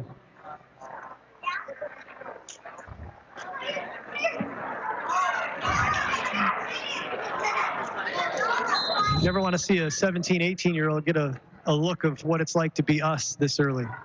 No, you don't. And you hope that he's able to shake that off. And I don't know, right now the offense needs to answer the bell. 2nd and 7, 4:55 remaining here in the third quarter. Brown in the shotgun. Brown's going to follow Bonico. Big block for Bonico. And then Brown wrapped up by the other two. Bonico couldn't block all three of them. Oh, and Bonico just laid a shoulder into an Everett defender who just backpedaled away. He did get over to the 40, to the 41-yard line. It's a 4-yard gain. Call it a 5-yard gain. It'll be 3rd and short now. 41-yard line. Call it a long 2. They need to get to the 44. Brown again. This time he'll follow Bonico on the left side, and a nice tackle by the Wildcats. He's going to be very close to the first down marker. This is going to depend entirely on the spot. That's a generous spot, and they're going to call it a first down. That was a very nice spot. McBain needs any break they can get at this point. Absolutely. So first down Ramblers at their own 44-yard line. 4:14 remaining here in the first half. Brown again in the shotgun, 4 receivers, 2 either way.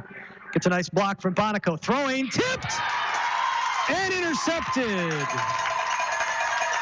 Pass was intended for Gavin Sealand, who was essentially triple teamed. It was initially tipped by Ty Sahaki, and then Hayden Simmer coming from the back end picks it off. The Wildcats regain possession and take over. McBain will cough it up again. This time, the interception will give the Wildcats the ball at their own 46-yard line. Well, the defense has been answering the bell so far, but they're really, every time Everett gets the ball back, regardless how many yards they get, it's less time for our offense to have the ball, and they need the ball to get any points. You can't score very well from the defensive side. High snap. Whitbeck might have wanted to. Nope, he did not. Oh, wow. George Brown at third. Looked like Whitbeck wanted to initially hand it off, but I think it was a fake all the way. Then he wanted to flip it to Justin Odell. George Brown III ran up in between him and basically just swatted that ball down like he was dismissing a toddler. Not that you should dismiss a toddler with a swat, but you know what I'm trying to say. That's a heck of a play. I have no clue what you're trying to say. I don't either. That was a heck of a play by George Brown at third. That's what I'm trying to say. 4:01 remaining here in the third. 18-6. Everett with the lead. Danny Whitbeck, the junior quarterback, in the shotgun. He sends Simmer to his right. Now he'll send a man in motion coming from the far side to the near. Wildcats going right to left. Whitbeck will hand it off to Justin Odell. Odell wrapped up and now brought down, and we've got a flag on the play. Gets back to the line of scrimmage. Odell got to about the 45-yard line. On the stop. There are flags down. I just heard your son's name. Against the Wildcats. Yeah, the one on the sideline. Guess I got the wrong number. It's an impressive tackle by your son. 10-yard penalty from the side of the foul. It is a holding call second down on the Wildcats, and this is going to take them back. I'm going to say about the 34-yard line. Second down and 21 yards to go. We are at second and a country mile, Hawkeye. Second and 21 now for the Wildcats.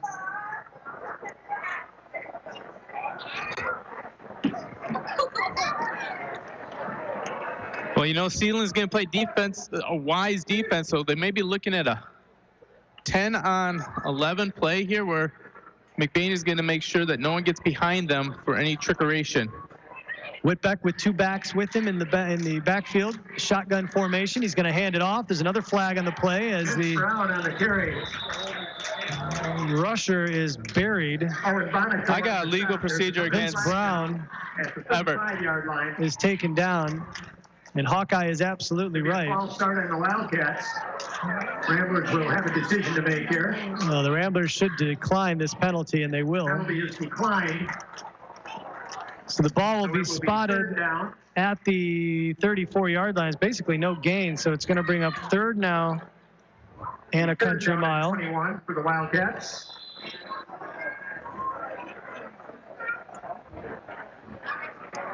From the 34-yard line, Whitbeck in the shotgun. He's got two receivers near side, two split to his right. Sends Simmer to his right. Excuse me, Simmer's now in motion. That's Odell. He'll hand it off to Simmer. Nearly brought down in the backfield by Barton, and then a nice open field tackle on the far side by Owen Bonico.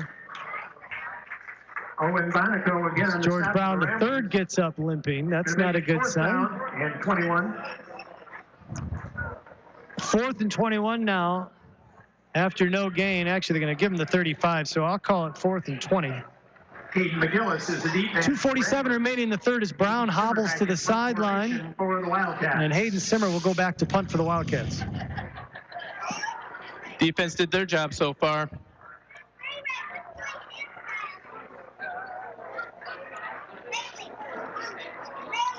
Good snap for Simmer. Steps into one and gives this one a nice boot.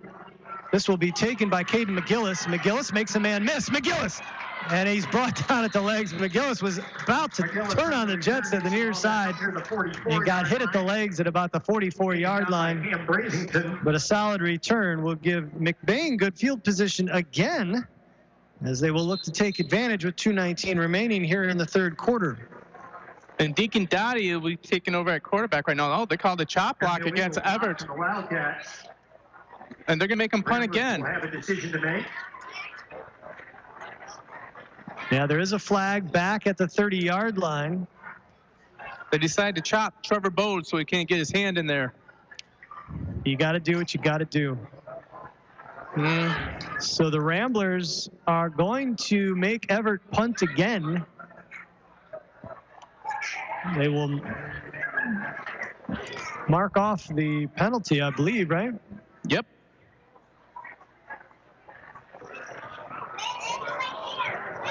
And this is apparently going to be a 10-yard penalty. Yeah, a 10-yard penalty, so it'll take them back to the 25. 24-yard line. Once again, Simmer in punt formation for the Wildcats. And McGillis is the deep man for the Ramblers. This is why you don't write on your score, your play chart with pen. Good snap.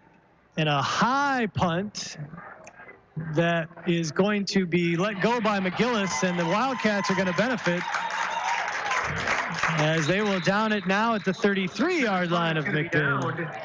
At about the 32-yard line of McBain. So the Ramblers lose 11 yards another flag down back at the and time, but there is another flag at the 40. Where's my white hat? There he is. That looks like that could be against McBain. It's going to be a hold against Everett. Got a holding call against the Wildcats. So they just marked this from the 33. Will this be all for naught, and the Ramblers will get the ball roughly where they had it after the McGillis run back? Well, if they're calling the hold.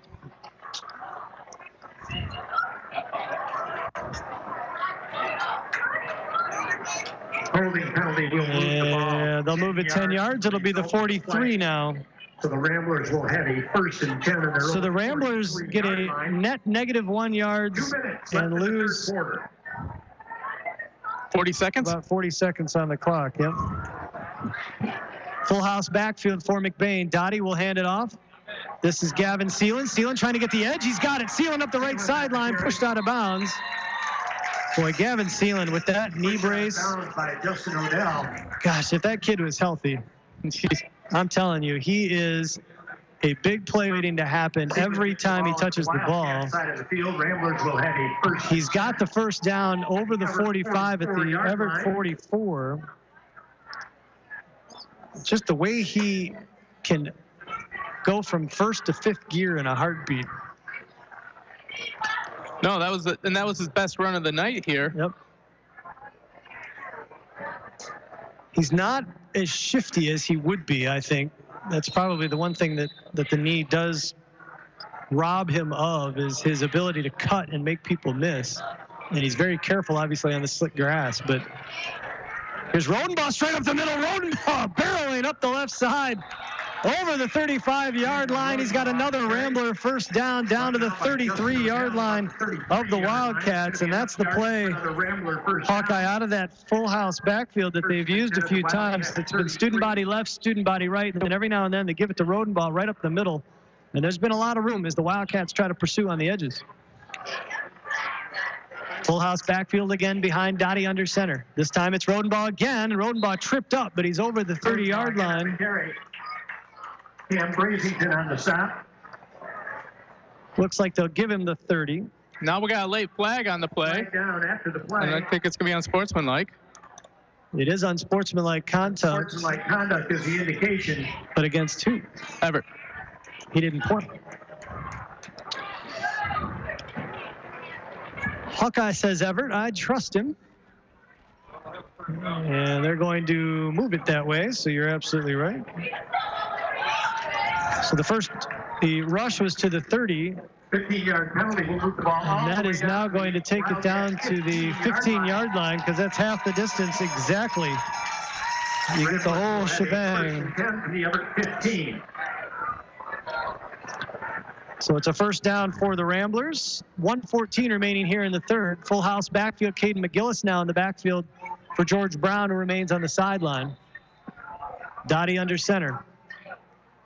Dottie will give it to Seelan. Seelan trying to get to the edge. Seelan trying to make a man miss. Does. Seelan inside the 10, puts his head down and barrels himself close to the 5-yard line. Give him the 6-yard line. Nice tackle by Danny Whitbeck, but Seelan is down to the 6. And it's a second and short now for McBain as we get inside. 50 seconds remaining here in the third quarter. Gain of about 8 on that play. We'll make it second down and 2. All resting at the Wildcats. Seelan, Rodenbaugh, and McGillis, your backfield. Deacon Dottie under center. They'll give it to Rodenbaugh. Rodenbaugh cutting his way across. Barrels zone, and he is in. Touchdown, Ramblers. Well, I don't know who you're going to give that touchdown to. You're going to give it to Daniel Rodenbaugh for carrying over the goal line, or to Owen Backel for carrying Daniel Rodenbaugh with the ball over the goal line? Well, in the book, it goes to Rodenbaugh, but what an effort. And the Ramblers have cut it to 18-12 with 29 seconds remaining here in the third quarter. And they're going to bring out Sebastian Matson to try and Well, make it a 5-point lead. You know, you get 3 shots at something, so why not try an extra point, right? You got to score 3 times, and you got to convert one of them. And now we're going to get a bad snap, and that is going to be an incomplete ball. George Brown III was supposed to be the holder. Couldn't quite put the ball down. However, Coach Pat Maloney, Hawkeye, rightfully still fired up. The ball was definitely difficult to try and put on its point and hold for an extra point, so you can't blame him for that. But the Ramblers have gotten 2 of 3 scores back. 18-12 with 29 seconds left here in the third quarter. We'll take a quick 30-second break and be back right after this.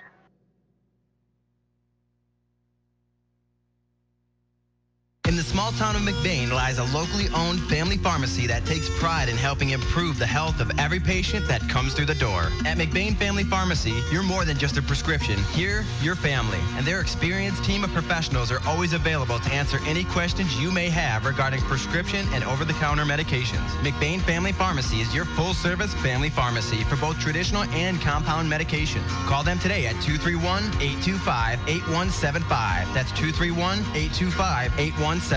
Or stop by their store, located at 119 North Roland Street in McBain.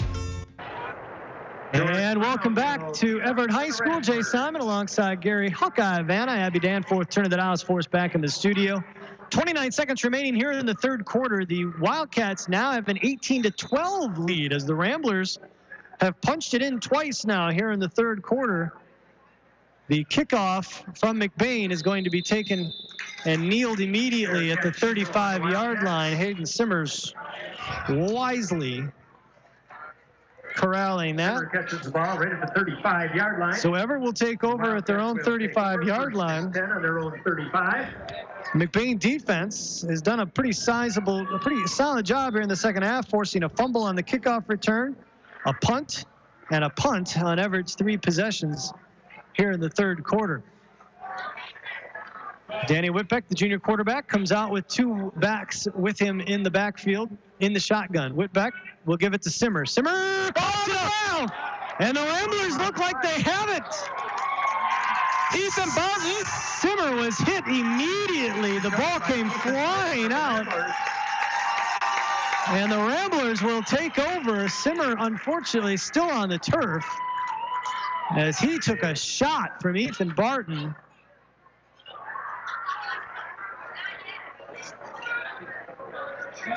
"20 seconds remaining here in the third quarter. The Ramblers, with an 18-12 deficit, have gotten the ball back, forcing their second turnover of the quarter.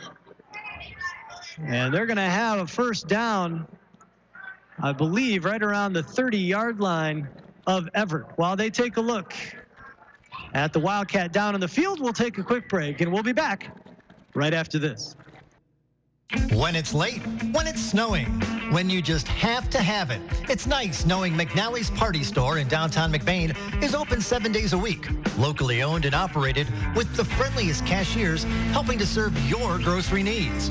From candy and chips to pop and munchies, McNally's Party Store, they're still keeping it cold. And wishing the McBain Ramblers good luck in tonight's game.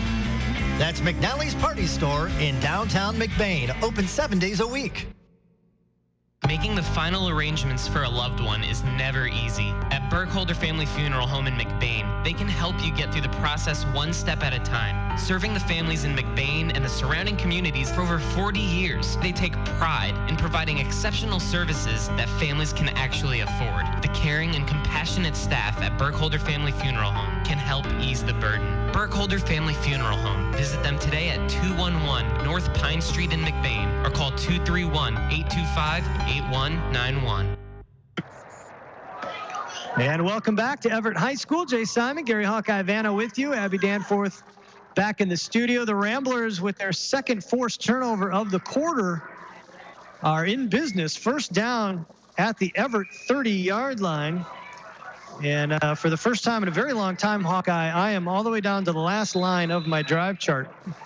for the quarter, that many possessions. Full house backfield. Deacon Dottie will hand it off to Rodenbaugh. And Rodenbaugh will dive forward. Down near the 25-yard line. Give him the 26, maybe the 25-yard line. Stop for the Wildcats. You wonder how many times they can go to that well without still running to the outside. Now I feel like they're setting up a Gavin Sealand rush to the outside. And Dottie will get the play off. Handoff is to Rodenbaugh. Rodenbaugh still on his feet. Rodenbaugh inside the 10. And finally dragged down by multiple blue jerseys. Daniel Rodenbaugh with the tough run as the Ramblers got the snap off just before 000. They actually had a PA announcer assuming they weren't going to get it off. And as the third quarter comes to an end, McBain is going to have a first down, possibly in goal. We'll have to see where they mark this when they take it to the other end of the field. The 80-yard trip for the referees coming up. We'll take a quick 30-second break, and we'll be back right after this. We've all been there.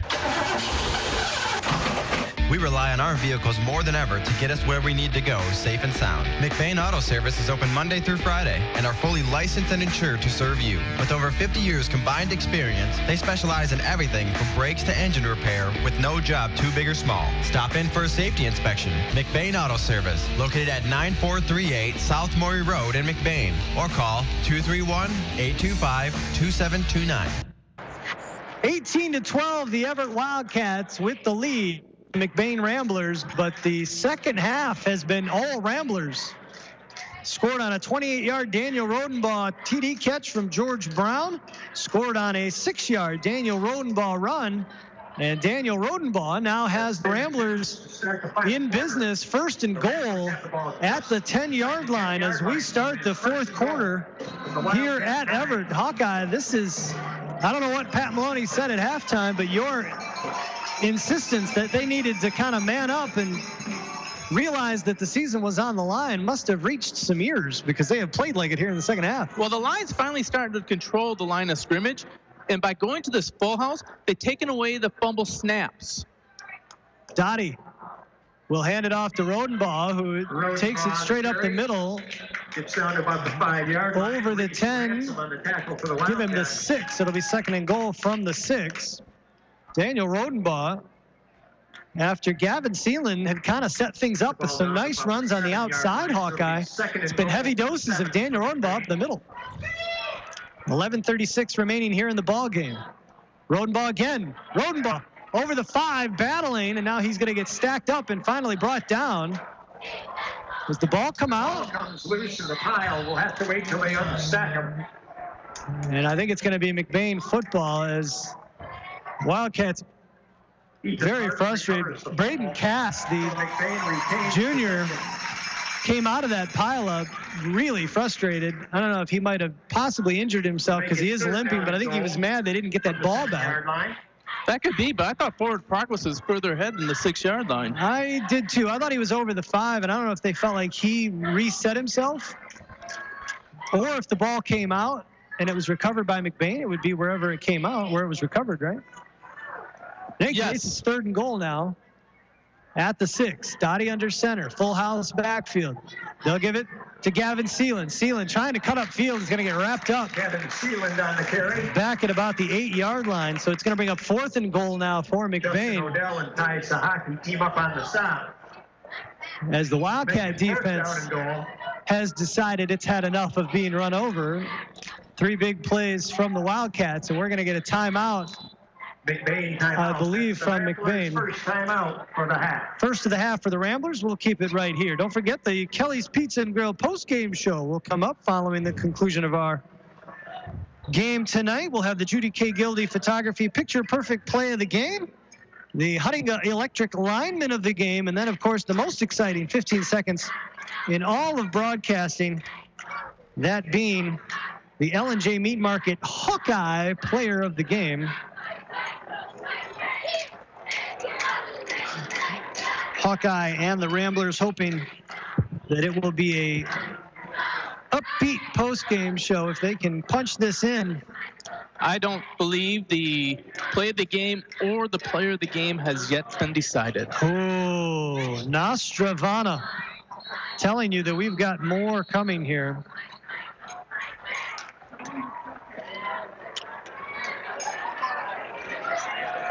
Craven wants to call a timeout. Yep. We're going to get another one. Now, I don't know what you think, but the way that Craven plays head games and stuff like that and the psyche of the game, yep. I wonder if he's trying to get the ball wetter. Well, I think they... Oh, there's lightning.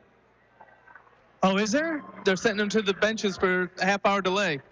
Oh, no. Okay. Lightning delay, which is 30 minutes. Delay. Hawkeye called it, and I just saw the flash. Well, with 10:45 remaining here in the fourth quarter, we are under a mandatory 30-minute lightning delay. They will send the teams to the locker rooms and clear the field. Every time there is a lightning strike, that 30 minutes will reset. We had this over on our sister station down in Big Rapids, B103. I want to say opening week or the second week of the season. It might have been the opening week of the season.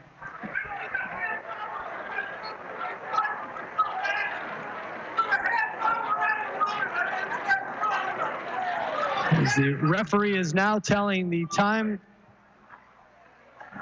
clock operator to put a 30-minute clock up on the scoreboard and count it down. Ended up having to, I think it was opening week because it was a Thursday night. They ended up finishing that game 10 a.m. on Friday. We've done that here too when they played Pine River.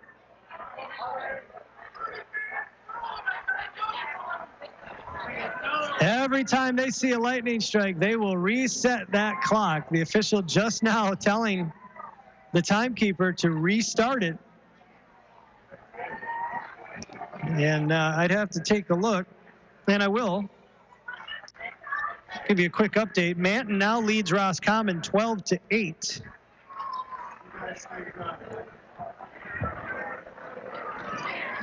Feels bad for the official who has to stand in the middle of the field during a lightning storm so they tell them when the clock has to be restarted.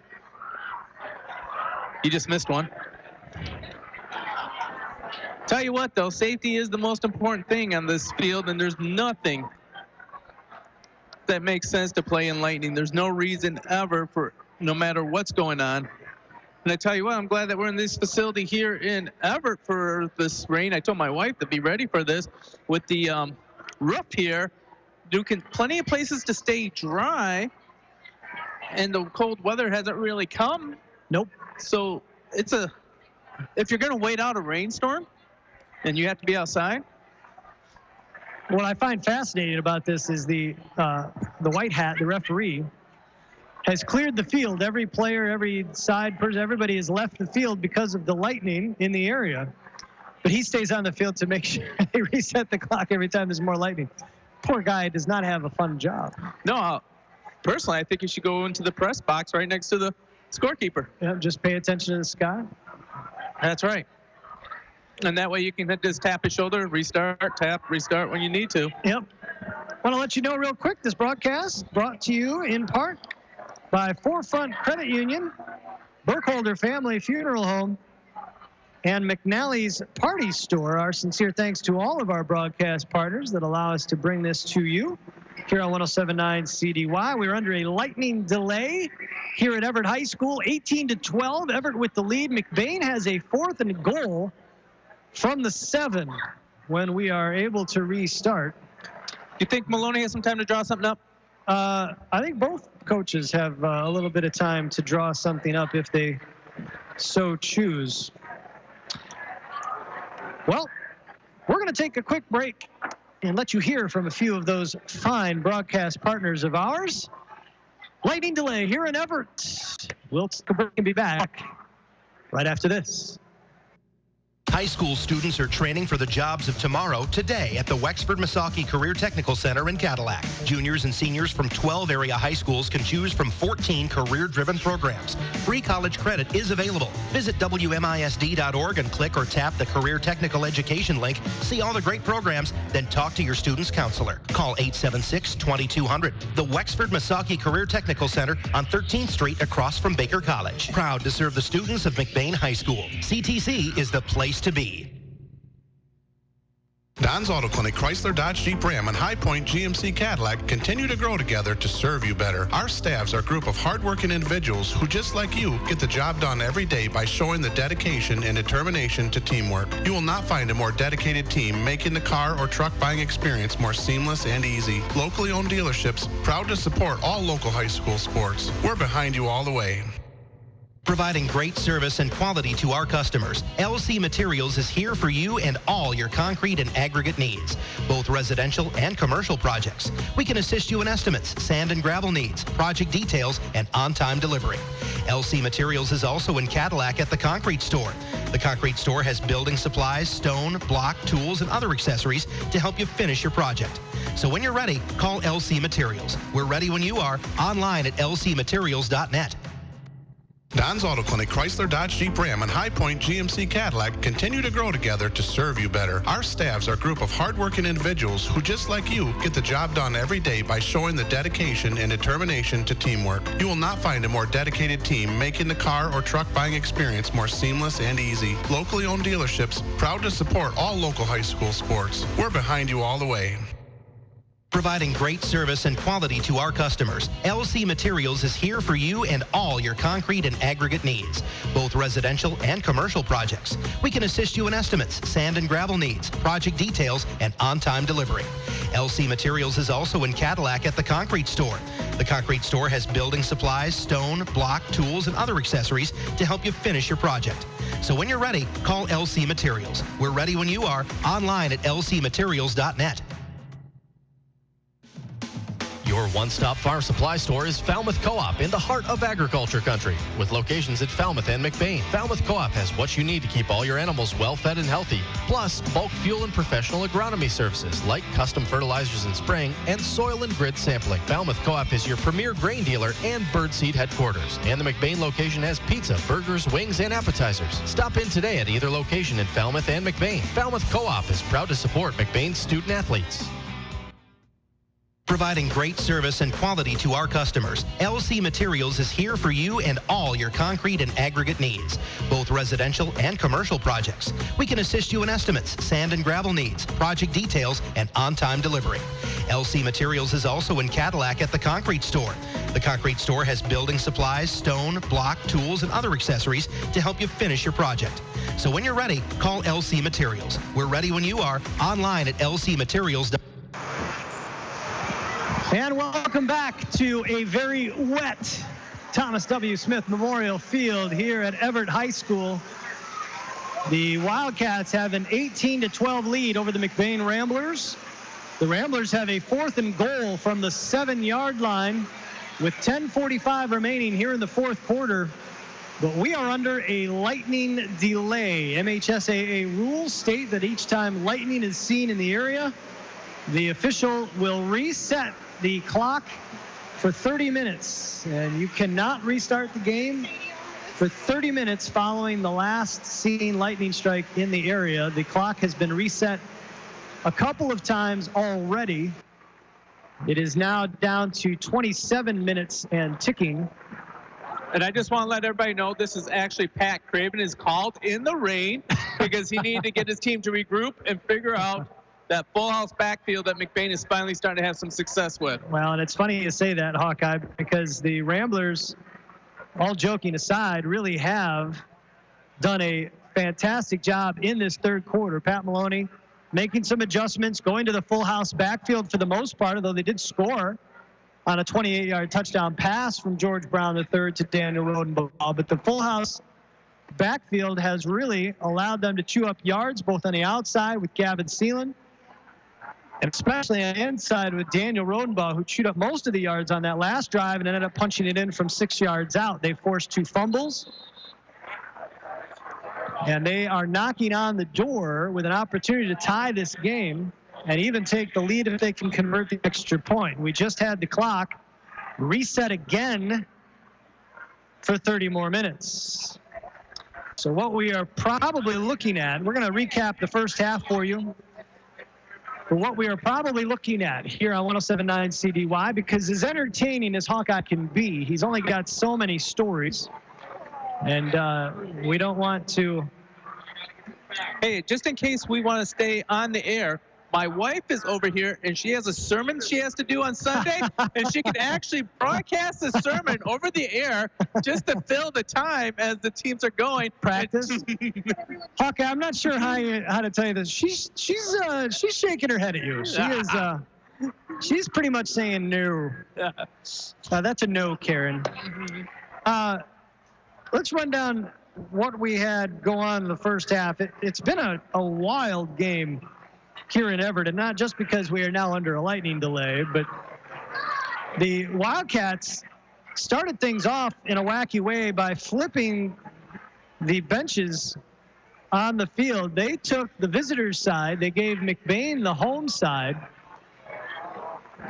And then they took the opening possession, and on the third play of the game, went 81 yards on a hook and ladder play as Danny Whitbeck connected with Donovan Reagan, who flipped it to Hayden Simmer, the sophomore, and Simmer raced up the right sideline to pay dirt to put the Wildcats up 6-0 following a Rambler punt.